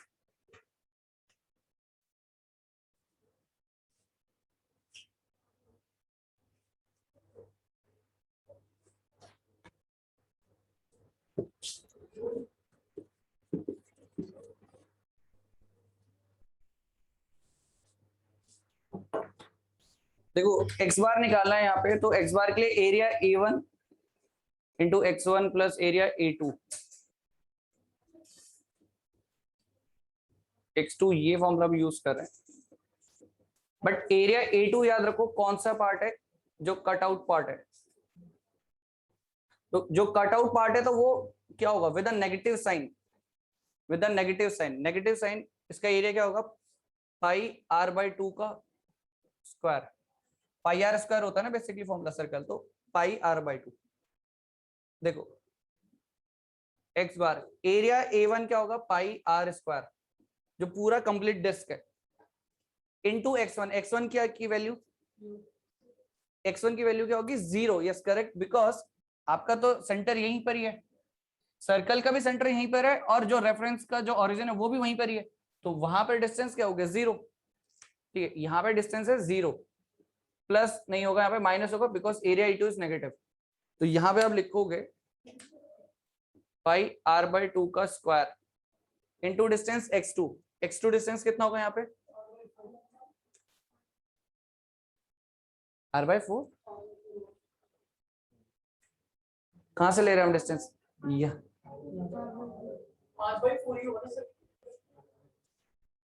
r/4 कैसे हो जाएगा, तो छोटा वाला और भी दूसरा क्या? हाँ रेडियस है उसका r/2। अरे इसका रेडियस आपको दिया है ना r/2, तो ये डिस्टेंस r/2 नहीं होगा। एरिया A1 वही pi r square minus pi r/2 का स्क्वायर। सॉल्व करोगे आंसर आएगा -r/6। माइनस जस्ट मीनिंग ये कि ये इस रेफरेंस के इधर की तरफ लाई कर रहा है कहीं यहाँ पे। So this is your centroid, ये डिस्टेंस है r/6।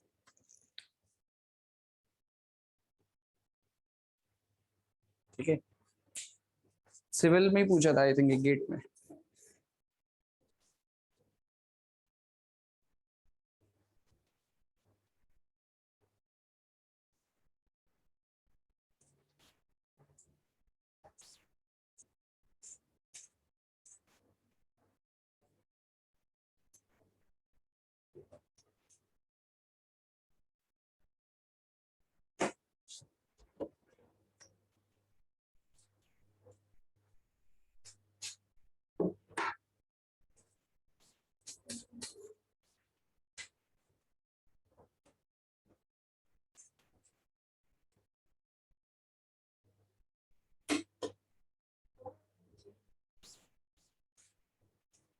ठीक है, एक और लिखते हैं इसे।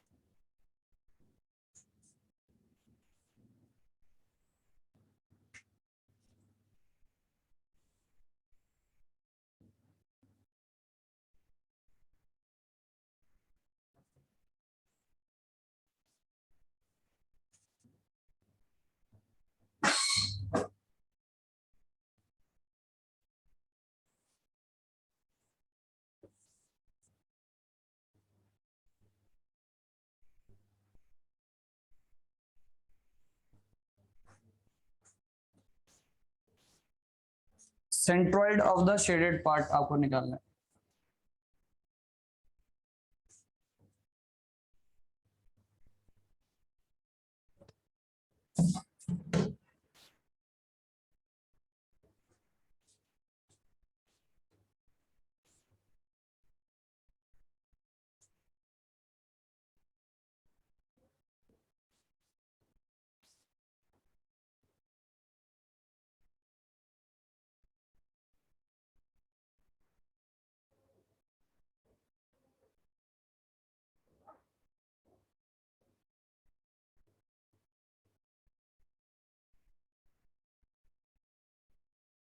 तो इसमें कौन सी एक्सिस के अबाउट सिमेट्रिकल दिख रहा है, मतलब कैसे बनाओगे?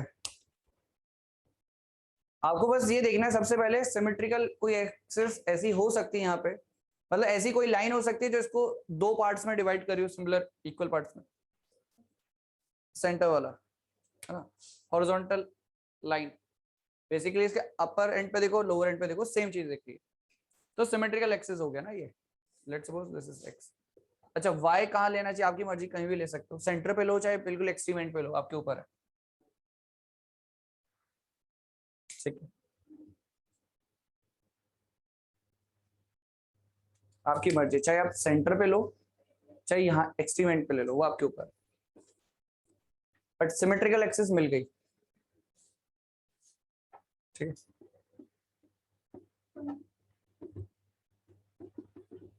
कितना आ रहा है, कहाँ से डिस्टेंस है वो 0.5 ओ से। हाँ ठीक है।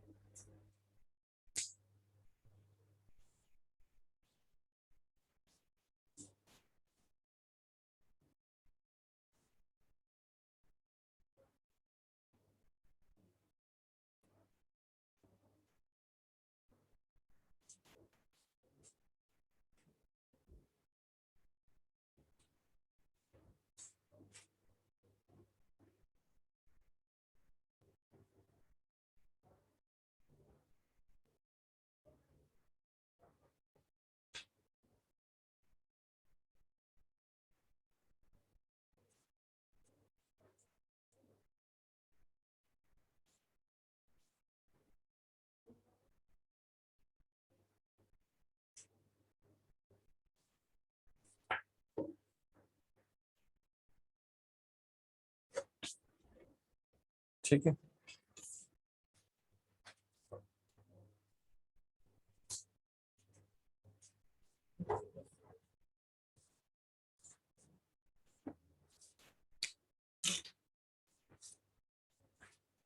हमें 3.5,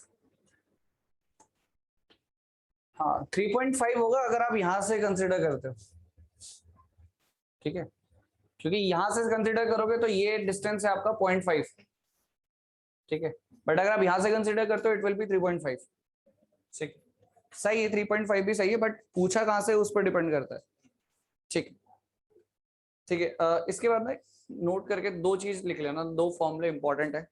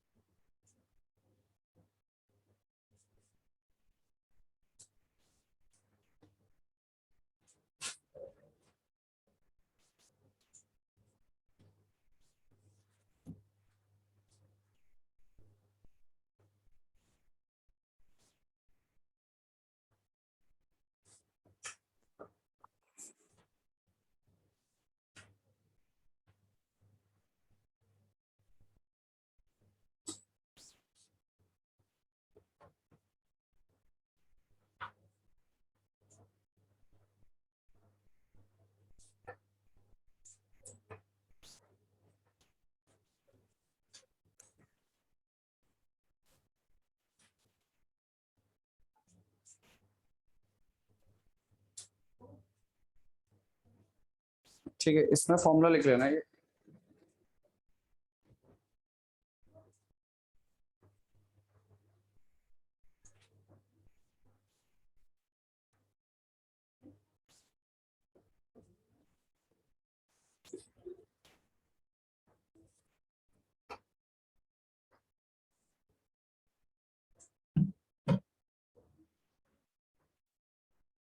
ठीक है, ये वाला फॉर्मूला तो खैर आपको याद भी होगा, बट ये वाला इंपॉर्टेंट है, ठीक है, अनसिमेट्रिकल ट्रायंगल वाला केस,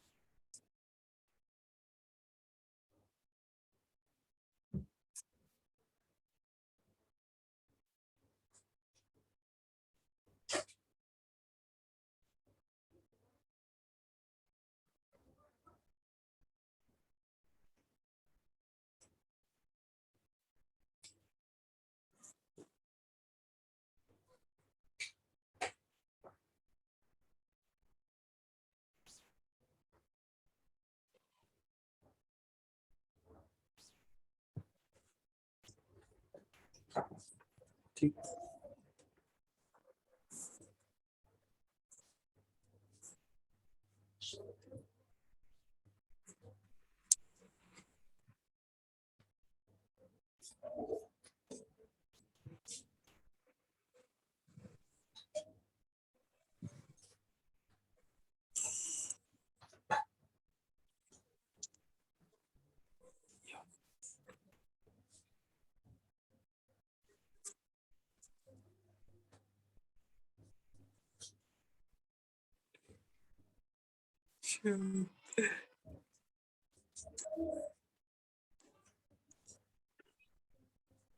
ठीक है, रेडियस आपको 4.5 गिवन है,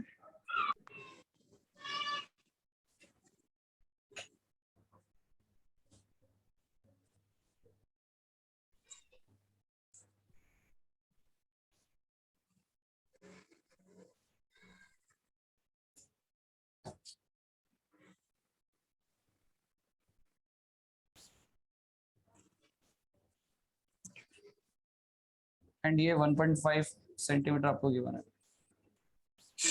ठीक है, लेट सपोज इसको हम ऐसे बोल रहे हैं a o b c and this is d, ठीक है, ये आपके पास ये ट्रायंगल बेसिकली आपका एक सेमी सर्कल में से कट आउट पोर्शन है, ट्रायंगल वाला पार्ट बेसिकली कट किया गया सेमी सर्कुलर पार्ट में से, सेंट्रॉइड फाइंड आउट करना है इसको,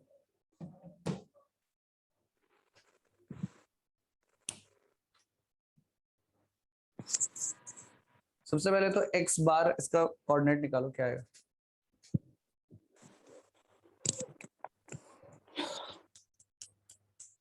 और कैसे क्वेश्चन लिखते रहते हैं।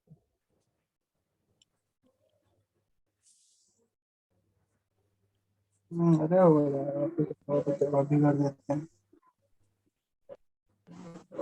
अरे ये ऐसे लगता है।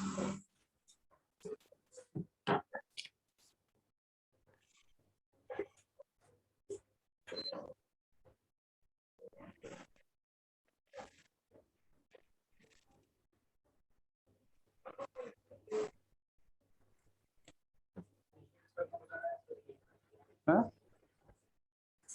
ए के रेस्पेक्ट में, ठीक है, रेस्पेक्ट में कोऑर्डिनेट्स बेसिकली इसमें ऑलरेडी डिफाइंड है, ठीक है, एक्स एंड वाई। क्वेश्चन में कोऑर्डिनेट्स ऑलरेडी डिफाइंड है, आपको ए के रेस्पेक्ट में एक्स बार का वैल्यू बताना है।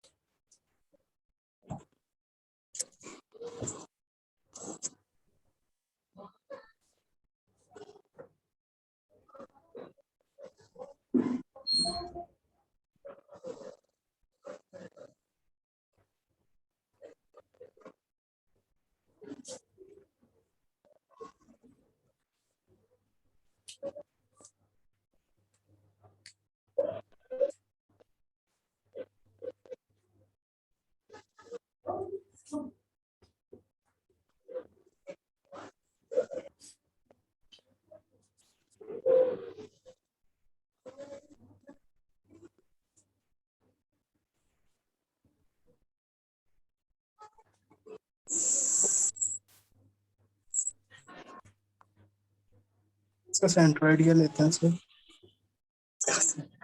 हाँ,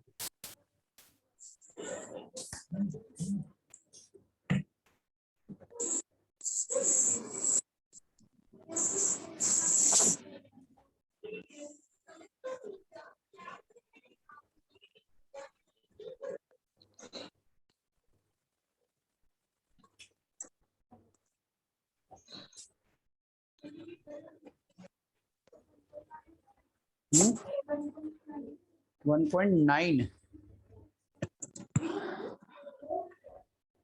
एक्स बार की बात कर रहे हो ना?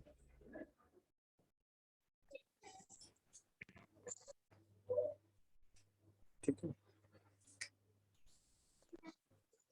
सेमी सर्कुलर जो शेप होता है उसका अगर आप सेंट्रोइड की बात करते हो तो अगेन ये आपका क्या होगा, अ, इसका सिमेट्रिकल एक्सिस ये होगा कहीं ना कहीं, ठीक है, सेमी सर्कल का सिमेट्रिकल एक्सिस ये होगा, और इसका जो सेंट्रोइड जो लाई करता है वो यहाँ पे है, ठीक है। ये तो हमें पता है कि इसका एक्स डिस्टेंस ये वाला इसका जस्ट हाफ होगा, बट ये कितने ऊपर होता है ये आपको पता होना चाहिए, 4r/3 पाई, ठीक है, 4r/3 पाई होता है फ्रॉम द डायमीटर। इसको भी उसी नोट में ऐड कर लेने वाली चीज, सेंटर लाई करेगा इस एक्सिस में, समझ में आ रही है बात, बट कितना ऊपर होगा फ्रॉम दिस डायमीटर, 4r/3 पाई, ठीक है। तो नोट में जो आपने फर्स्ट एंड सेकंड लिखा था, थर्ड में ये भी नोट कर लेना, जो सेंट्रॉइड है सेमी सर्कल का, it is above 4r/3 pi distance from this diameter. बाकी अगर एक्स की बात करते हो तो रेडियस का, तो डायमीटर का half, this radius. Triangle basically semi circle में से कट किया है,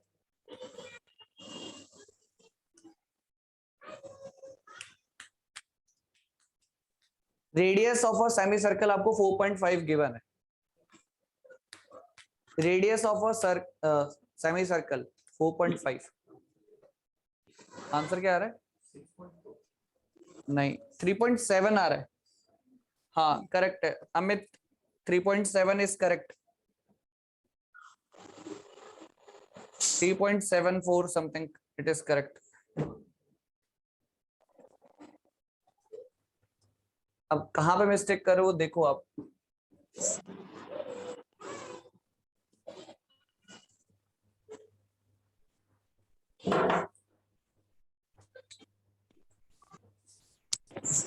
एरिया A1 क्या लिखोगे, पाई इंटू आर स्क्वायर मतलब 4.5, सेमी सर्कल है तो हाफ हो गया, इंटू डिस्टेंस कितना होगा यहाँ पे, हाँ हाँ बिल्कुल करेक्ट 4.5 ना, ये इसका सेंटर तो यही है, इस सेंटर का एक्स वाला डिस्टेंस, ठीक है। ये चीज हमने बोला ना अभी, सेमी सर्कल है, सेमी सर्कल इस लाइन पे लाई कर रहा है, ठीक है, तो इसका यहां से डिस्टेंस क्या होगा, दिस आर ओनली, ठीक है ठीक है, ये चीज लिख लिया, प्लस मतलब एरिया E2 नेगेटिव में half base into height, triangle का area half base into height, तो पहले तो आपको उसका बेस पता होना चाहिए, बेस कितना है देखो, ठीक है, एंड हाइट कितना है, half base, base is what, देखो ये 1.5 है, ओ तक तो सेंटर है तो 4.5 प्लस 1.5 इज व्हाट, ऑब्वियसली खैर ये तो पूरे ट्रायंगल तो पूरे सर्कल के एंड्स पे ही है ना, तो रेडियस का डबल हो जाएगा 9, half base into height 9, but height कैसे निकालोगे, CD का वैल्यू, CD का वैल्यू क्या होगा,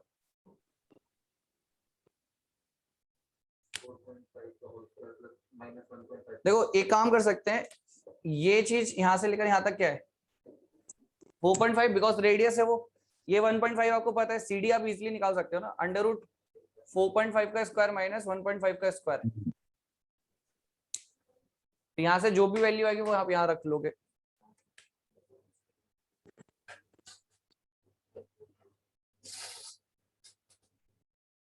ठीक है, इस तरीके से।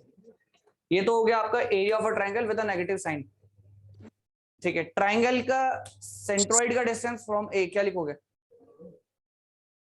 अब डिस्टेंस कितना मल्टीप्लाई किया जाएगा यहाँ पे, डिस्टेंस बताओ,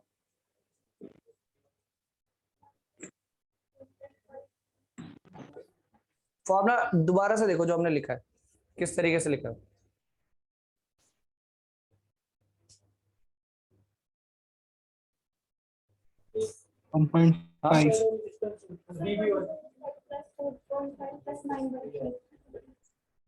अच्छा अच्छा, ये डायग्राम के अकॉर्डिंग जो हमने जो फॉर्मूला लिखे उसके अकॉर्डिंग ए का वैल्यू क्या होना चाहिए यहाँ पे, ए का वैल्यू 3 होना चाहिए, हाँ कितना होता है 6,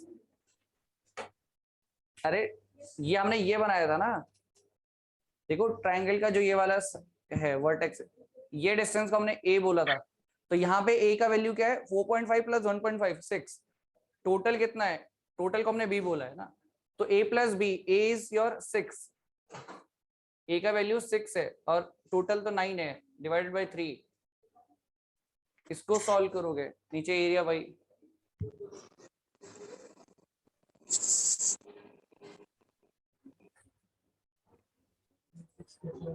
एक सेकंड देखो फॉर्मूला हमने क्या लिखा था, ये फॉर्मूला देखो आप, जो हमने जस्ट अभी फॉर्मूला लिखा था, ऐसा कुछ एक फॉर्मूला लिखा हमने ट्रायंगल का, तो ए डिस्टेंस किसको बोला है, यहां से लेकर ये जो वर्टेक्स है इसके बीच का डिस्टेंस ए, तो यहाँ पे आप देखोगे वो ये है और ये वाला ये है, तो यहां से लेकर यहां तक का डिस्टेंस,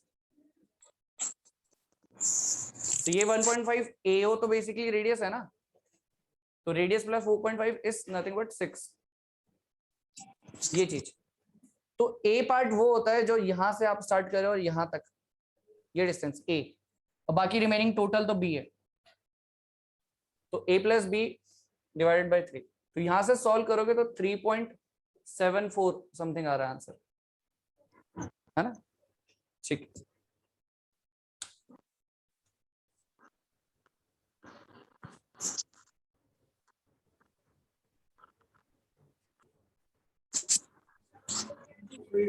3.74 किसमें, ये नेगेटिव, इसलिए वही तो बोल रहा हूँ कि ये ट्रायंगल बेसिकली कट आउट है, तो कट आउट पोर्शन को तो आप नेगेटिव कंसीडर करोगे, जैसे प्रीवियस केस में हमने सर्कल नहीं था, सर्कल के अंदर एक और सर्कल जो हमने बोला था कट आउट है, शेडेड पार्ट है आपका एक्चुअल में, ये ट्रायंगल तो आपने सेमी सर्कल से कट कर दिया है, जो पोर्शन आप कट कर रहे हो उसके साथ आप नेगेटिव साइन अटैच करोगे, जो भी एरिया कट कर रखा है उसके साथ नेगेटिव साइन, ठीक है, तो एक्चुअली में डायग्राम पता कैसे है, वो ये है,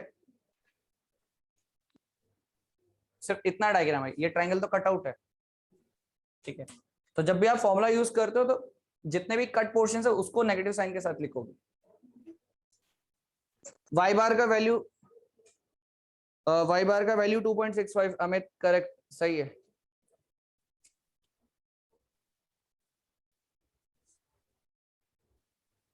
वाई बार का वैल्यू भी निकालो सिमिलर तरीके से।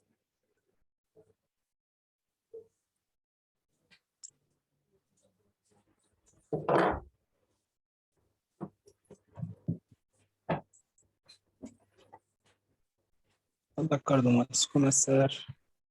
फॉर्मूले में तो आपने वो छोटी वाली जगह ली है। क्या फॉर्मूले में तो आपने एक छोटी वाली जगह ली है ट्रायंगल।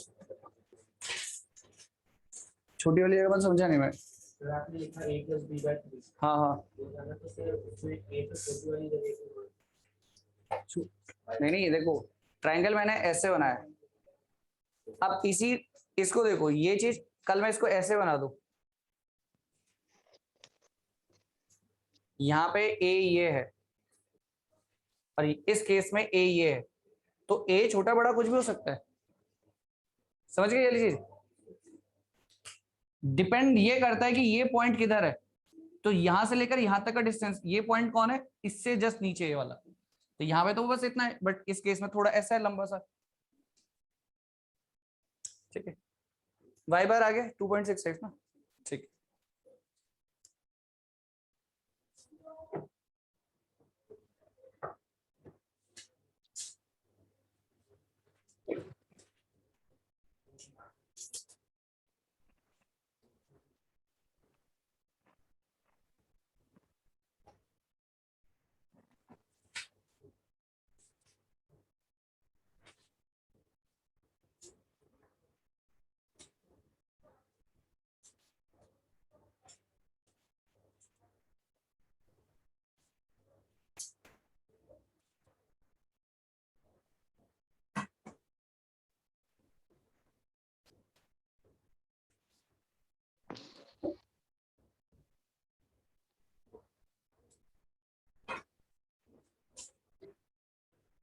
ठीक है। वाई बार के केस में कैसे इक्वेशन लिखेंगे वो देख लो एक बार।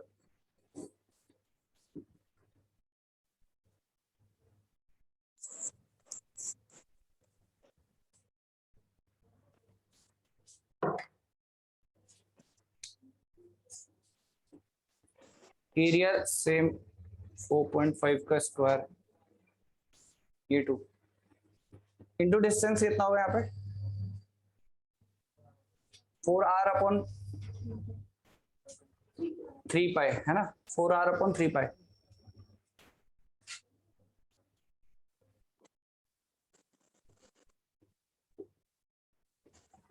एरिया तो खैर यही है।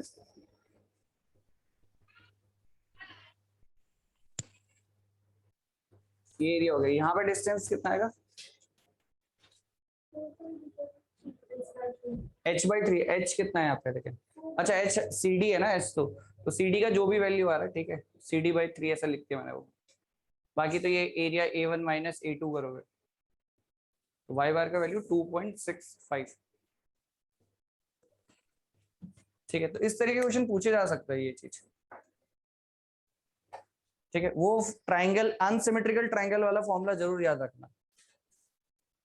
ठीक है, जनरली हम डिस्कस क्या करते हैं, right angle triangle. Right angle triangle में सेंट्रोइड यहाँ पे है, तो let suppose this is what, ये है आपके पास h, ये है आपके पास बेस,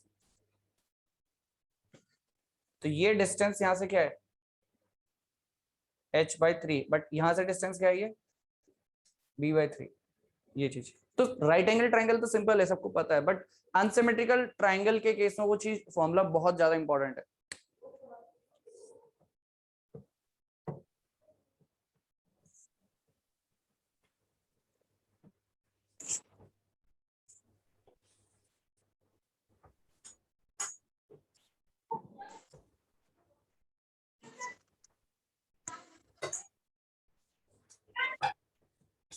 ठीक है,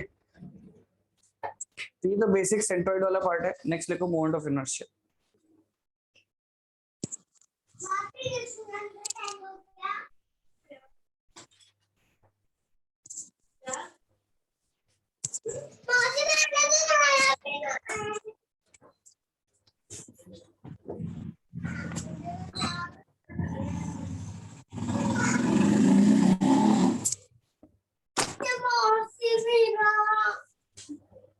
पागल तेरी मस्ती।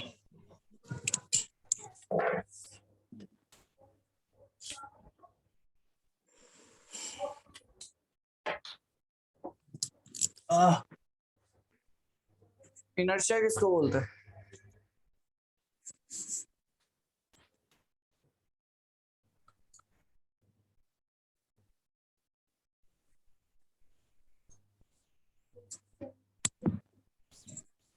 रेजिस्टेंस किस चीज का रेजिस्टेंस? हाँ, किसका चेंज? स्टेट का change. Change against anything basically, है ना, स्टेट चेंज हम बोल सकते हैं। ठीक है, तो इनर्शिया बेसिकली रिप्रेजेंट कर रहा है रेजिस्टेंस, रेजिस्टेंस को रिप्रेजेंट कर रहा है।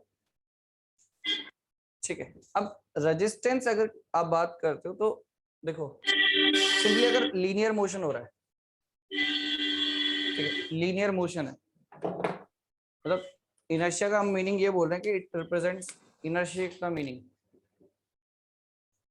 हम ऐसे बोल सकते हैं कि it represents resistance towards any change. ठीक है, कोई भी चेंज के अगेंस्ट इनर्शिया जो रेजिस्टेंस डेवलप हो रहा है। ठीक है, मतलब लेट्स सपोज आप देखो ये से पोडियम है, अब इसको मैं पुश कर रहा हूं तो इसकी इनिशियल स्टेट रेस्ट की है ना, तो इसके पास कुछ ना कुछ ये रेजिस्टेंस ऑफर कर रहा है, मतलब ऐसा नहीं है कि मैं कुछ भी फोर्स लगाऊं ये मूव कर जाएगा, मतलब ये कुछ ना कुछ रेजिस्टेंस ऑफर कर रहा है अपनी स्टेट को मेंटेन करने के लिए। ठीक है, तो ऐसे ही कुछ केसेस होंगे जहां पे सिस्टम कुछ रेजिस्टेंस ऑफर करता है अपनी स्टेट को मेंटेन करने के। अगर आपका सिस्टम रेजिस्टेंस ऑफर कर रहा है, इट मींस उसके पास कुछ इनर्शिया है। लेट सपोज अगर हम बात करते हैं कि एक बॉडी है, ठीक है, अब लेट सपोज इसका वेट है 1 kg, ठीक है, और एक है आपके पास 100 kg। ठीक है, अभी इनिशियली दोनों रेस्ट में, इनर्शिया किसके पास ज्यादा हुआ? 100 kg वाले के पास। कैसे हम बोल रहे हैं कि उसके पास इनर्शिया ज्यादा है? बिकॉज इसकी स्टेट को चेंज करना, इसकी स्टेट को चेंज करने में, मतलब इसकी जो इनर्शिया है, मतलब इसकी जो रेस्ट कंडीशन है इनिशियली, ये जो रेस्ट कंडीशन है इनिशियली इसकी, ये अपनी कंडीशन को मेंटेन करने की कोशिश करेगा बाय अप्लाइंग द रेजिस्टेंस। अगर मैं कुछ भी फोर्स लगाता हूं तो ये रेजिस्टेंस ऑफर करेगा। ठीक है, अब 100 kg 1 kg, तो आपके पास देखो ये सिंपल फॉर्मूला है, मास इनटू एक्सेलरेशन। अब इससे रिलेट करो, मास का वैल्यू जितना ज्यादा उतना फोर्स का रिक्वायरमेंट होगा। ठीक है, एक तो आप यहां से लॉजिक देख सकते हो। अच्छा, जनरली हम इनर्शिया की जब बात करते हैं तो हमेशा विद रिस्पेक्ट टू रेस्ट वाली कंडीशन हम अज्यूम कर रहे होते हैं, ऐसा नहीं है। तो रेस्ट कंडीशन पहला केस कि 100 kg और एक 1 kg दोनों रेस्ट में, तो इसके पास इनर्शिया ज्यादा है बिकॉज इसको मूव कराना या इसकी स्टेट को चेंज करना, रेस्ट से मोशन में लाना है। इनिशियली कंडीशन क्या है? रेस्ट की है, तो इसकी स्टेट को चेंज करने के लिए आपको बहुत ज्यादा फोर्स अप्लाई करना पड़ेगा, बट इस केस में उतने फोर्स की रिक्वायरमेंट है ही नहीं। लेट सपोज 100 kg का ब्लॉक आपका ड्रॉप हो रहा है कहीं से, ये 100 kg का ब्लॉक है या कोई भी बॉडी है जो ड्रॉप हो रही है। अब ये ऊपर से ड्रॉप हो रही है, मतलब ये मोशन कंडीशन में, क्या इसको रोक पाना इजी होगा हमारे लिए? पॉसिबल ही नहीं है। बट हाँ, 1 kg का कोई ड्रॉप हो रहा है ऑब्जेक्ट 1 kg का, तो इसको रोक पाना बहुत इजी है।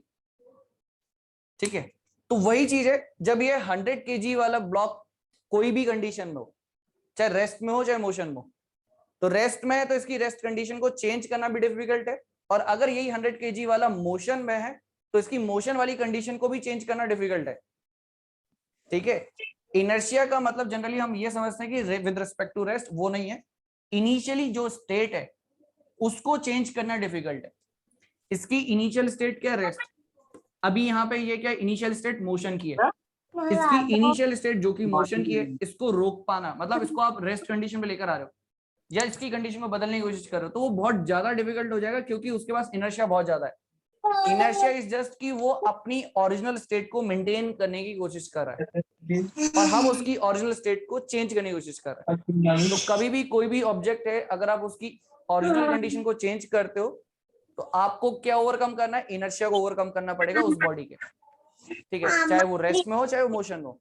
मोशन भी आप सोचो, मतलब प्रैक्टिकली फिजिबल 100 kg वाले ब्लॉक को रोक पाना हमारे लिए, हाँ 1 kg वाले को फिर भी आप रोक लोगे, पकड़ सकते हो, इसको नहीं पकड़ सकते आप, बिकॉज इसके पास इनर्शिया बहुत ज्यादा है और ये अपनी कंडीशन जो कि ओरिजिनली मोशन की है उसको मेंटेन करने की कोशिश करेगा, वो चीज। तो inertia represents the resistance towards any change. किसमें चेंज आ रहा है? जो उसकी इनिशियल ओरिजिनल कंडीशन है उसमें चेंज अगर आप ला रहे हो तो इनर्शिया क्या करेगा? रेजिस्टेंस ऑफर करेगा, वो चीज। इनर्शिया बेसिकली रेजिस्टेंस ऑफर है। अब हम दो तरीके मोमेंट ऑफ इनर्शिया की बात करते हैं, एक होता है एरिया मोमेंट ऑफ इनर्शिया, दूसरा है मास मोमेंट ऑफ इनर्शिया। ठीक है, तो इसी में लिख लेना। नेक्स्ट मोमेंट ऑफ इनर्शिया दो है हमारे पास, एक हो गया एरिया मोमेंट ऑफ इनर्शिया और दूसरा है मास मोमेंट ऑफ इनर्शिया। दो चीजें हमारे पास यहाँ पे, area moment of inertia and mass moment of inertia. मेरी मूंगफली है तू है, मूंगफली है ना। ठीक है, अब फिजिकल इंटरप्रिटेशन देखो, अगर आपने स्ट्रेंथ ऑफ मटेरियल पढ़ा है तो फिजिकल इंटरप्रिटेशन आप देखोगे बेंडिंग इक्वेशन से आपको मिलेगा वैसे। बट देखो मैथमेटिकली इसका मीनिंग क्या है और इसका मीनिंग क्या है वो हम देखते हैं। सबसे पहले हम लिखेंगे एरिया मोमेंट ऑफ इनर्शिया। मेरा ऑक्स है तू करना। इसका मैथमेटिकल मीनिंग क्या है? लेट्स सपोज आपके पास एक ऑब्जेक्ट है या कोई बॉडी हम कंसीडर कर लेते हैं, ऑब्जेक्ट है कोई भी बॉडी जिसका एक स्मॉल एरिया आपने डी ए कंसीडर किया, ठीक है, डी ए का डिस्टेंस लेट्स सपोज x यहाँ पे। एरिया मोमेंट ऑफ इनर्शिया का दूसरा नाम क्या होता है? Second moment of area. अभी तक हम इनिशियली मोमेंट ऑफ फोर्स की बात कर रहे थे, अब यहाँ पे मोमेंट ऑफ एरिया। मोमेंट आप किसी भी चीज का ले सकते हो, कोई भी फिजिकल जो पैरामीटर है। तो मोमेंट ऑफ एरिया अभी तक हम पढ़ रहे थे मोमेंट ऑफ फोर्स, है ना, तो यहाँ पे हम पढ़ रहे हैं सेकंड मोमेंट ऑफ एरिया। ठीक है, अब देखो यहाँ पे जब आप मोमेंट की बात करते हो तो पहली बात तो आप सेकंड की बात करो, पहले फर्स्ट मोमेंट तो निकाल लेते हैं पहले हम। फर्स्ट मोमेंट ऑफ एरिया अगर आप इसको निकालते हो तो क्या मिल रहा है? x इंटू डी है।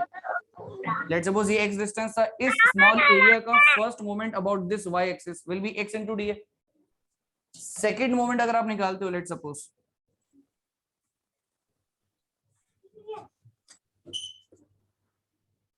It will be what? x D है। ये तो फर्स्ट मोमेंट था, ठीक है, इनटू अगेन x मल्टीप्लाई करोगे तो x स्क्वायर डी हो जाएगा। सेकंड मोमेंट ऑफ एरिया, तो पहले तो आपने फर्स्ट मोमेंट लिया x इंटू डी है, सेकेंड मोमेंट करोगे तो x स्क्वायर डी है, सिंपल। तो ये तो जस्ट एक मैथमेटिक्स है। मोमेंट हमें पता है कोई भी फिजिकल क्वांटिटी या फिजिकल पैरामीटर है उसका मल्टीप्लाइड बाय द डिस्टेंस। तो आपने स्मॉल एरिया डीए का मोमेंट लेना था y एक्सिस के अबाउट, आपने क्या करा? x इंटू डी है, सिंपल। दोबारा मोमेंट लिया तो x स्क्वायर डी हो गया। ठीक है, अगर मुझे पूरी बॉडी के लिए चाहिए, कंप्लीट बॉडी के लिए, तो मैं क्या करूंगा? इंटीग्रेशन करूंगा x स्क्वायर डी है, और इसी को मैं बोल रहा हूँ area moment of inertia. But यहाँ से जस्ट ए मैथमेटिक्स पॉइंट है, ये तो जस्ट एक मैथमेटिक्स पर्सपेक्टिव से आप देख रहे हो कि हाँ कैलकुलेशन ऐसे की जा रही, बट फिजिकल इंटरप्रिटेशन कहाँ से मिलेगा? फिजिकल इंटरप्रिटेशन के लिए बेंडिंग इक्वेशन आपको याद होगी m बाई आई करके कुछ। m बाई का डेरिवेशन अगर आपने स्ट्रेंथ ऑफ मटेरियल में पढ़ा हो, अगर आपने वो डेरिवेशन पढ़ा है तो आपको ये चीजें बहुत क्लियर होगी। देखो अगर सिर्फ इक्वेशन भी क्लियर है तो फिर भी काम चल जाएगा। m by I equals to क्या होता है? E बाई आर, है ना। ये इक्वेशन है हमारी बेंडिंग इक्वेशन। ठीक है, एक्चुअली क्या है ना, जब बेंडिंग इक्वेशन डिराइव होती है वहां पे आप देखोगे ये जो आई है, ये आई की जगह ना ये वाला टर्म होता है स्क्वायर डी वाला, जिसको हम आई बोल रहे हैं, सेकंड मोमेंट ऑफ एरिया। ठीक है, फिर बाद में हमने बोला कि एरिया मोमेंट ऑफ इनर्शिया, इस तरीके से। ये मैथमेटिकल नेम है, second moment of area. Physically interpretation है कि एरिया का moment of inertia, area moment of inertia मतलब एरिया कितना रेजिस्टेंस ऑफर कर रहा है। देखो कैसे हम रिप्रेजेंट करेंगे कि रेजिस्टेंस की बात हो रही है। सिग्मा इक्वल्स टू हमारा होगा m बाय y डिवाइडेड बाय i। ठीक है, ये चीज। अब आप एक चीज देखोगे, sigma is the bending stress.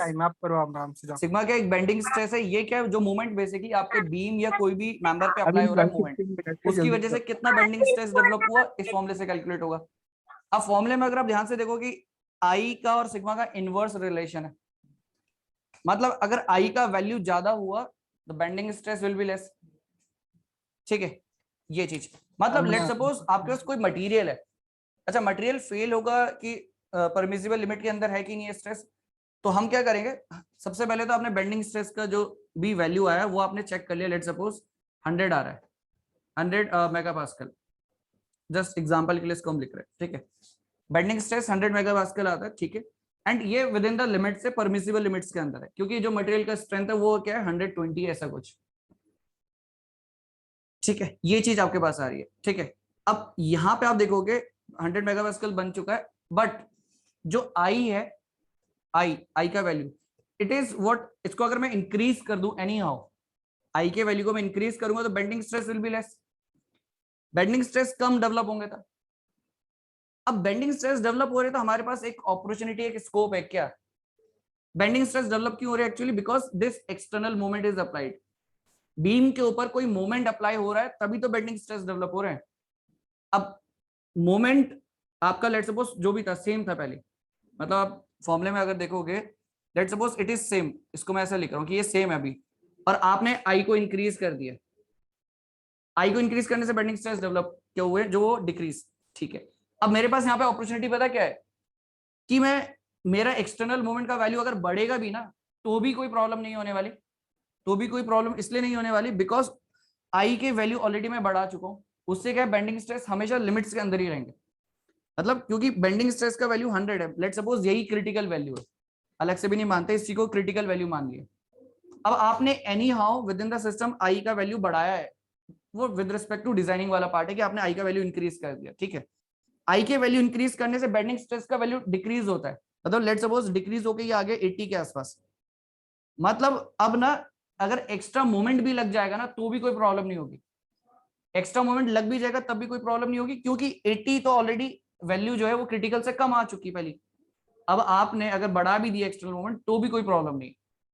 तो एक्चुअल यहां से रिलेशन डेवलप होता है, तो यहां से हमें ये पता चल रहा है कंक्लूजन की मोमेंट ऑफ इनर्शिया, जिस वैल्यू ये आई वाला value, it is what inverse of bending stress, तो इसका वैल्यू बढ़ेगा तो बेंडिंग स्ट्रेस का वैल्यू डिक्रीज होगा, जो कि फेवरेबल चीज है।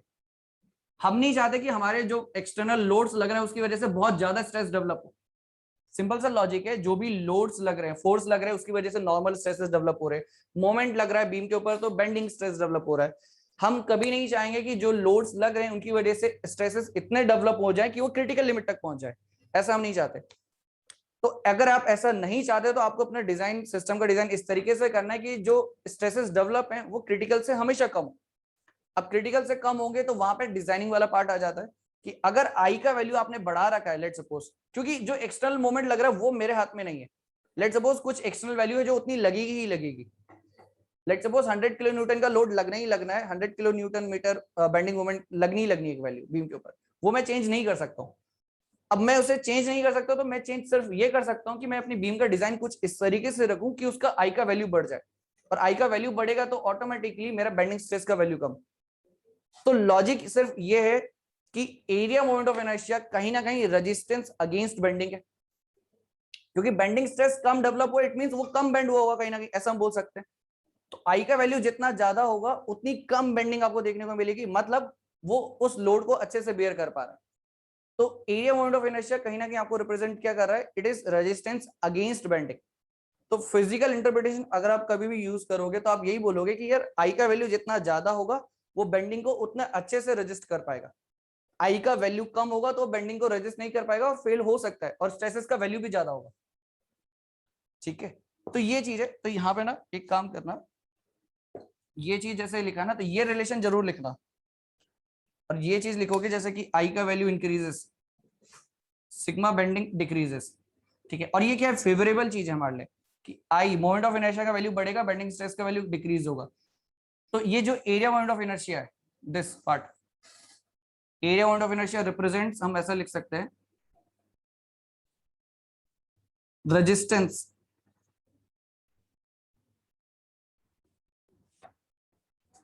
Against bending, represents the resistance against bending, ठीक है। ये चीज जरूर लिखना, ये इसका फिजिकल इंटरप्रिटेशन है कि क्या ये रिप्रेजेंट कर रहा है। मैथमेटिक्स है वो जस्ट की integration of x square D है, वो जस्ट मैथमेटिक्स वाला पार्ट, बट इसका फिजिकल इंटरप्रिटेशन हमेशा बेंडिंग इक्वेशन से ही मिलेगा आपको।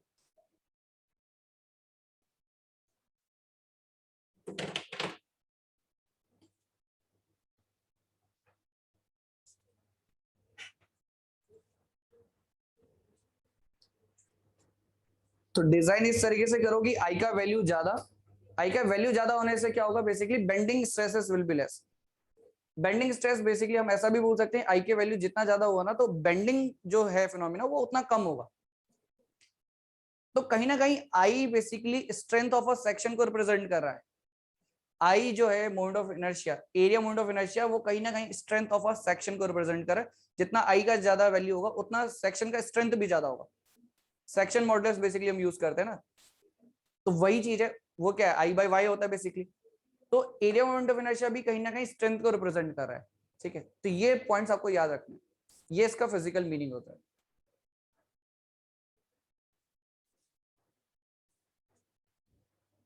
ठीक है, ठीक है, तो इसको आज एंड करते हैं। कल ये वाला पार्ट, छोटा सा पार्ट है हमारा, कौन सा, मास मोमेंट ऑफ इनर्शिया वाला डिस्कस करने के बाद हमारा क्या पार्ट बचेगा इसमें, वाइब्रेशन वाला। सिविल वालों का पार्ट है वाइब्रेशन। ठीक है, मैकेनिकल वाले ऑलरेडी पढ़ चुके हो वाइब्रेशन, तो वो चीज है। मे बी कल फ्राइडे है, सैटरडे, तो कल और मे बी शायद मंडे, हाँ, अगर क्योंकि वाइब्रेशन नहीं हुआ, क्योंकि 4:30 आपकी क्लास थी दूसरी, तो उस वजह से, तो मंडे हम फिनिश कर देंगे। कुछ वाइब्रेशन का हाफ पार्ट हम कल डिस्कस करेंगे, लेटर पार्ट मंडे को डिस्कस कर लेंगे। ठीक है,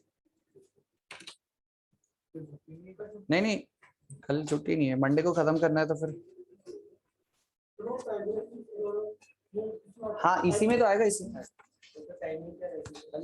कल सेम टाइम है, कल छुट्टी किस बात की, कल क्या सैटरडे, इस वजह से नहीं, कभी कभी सैटरडे को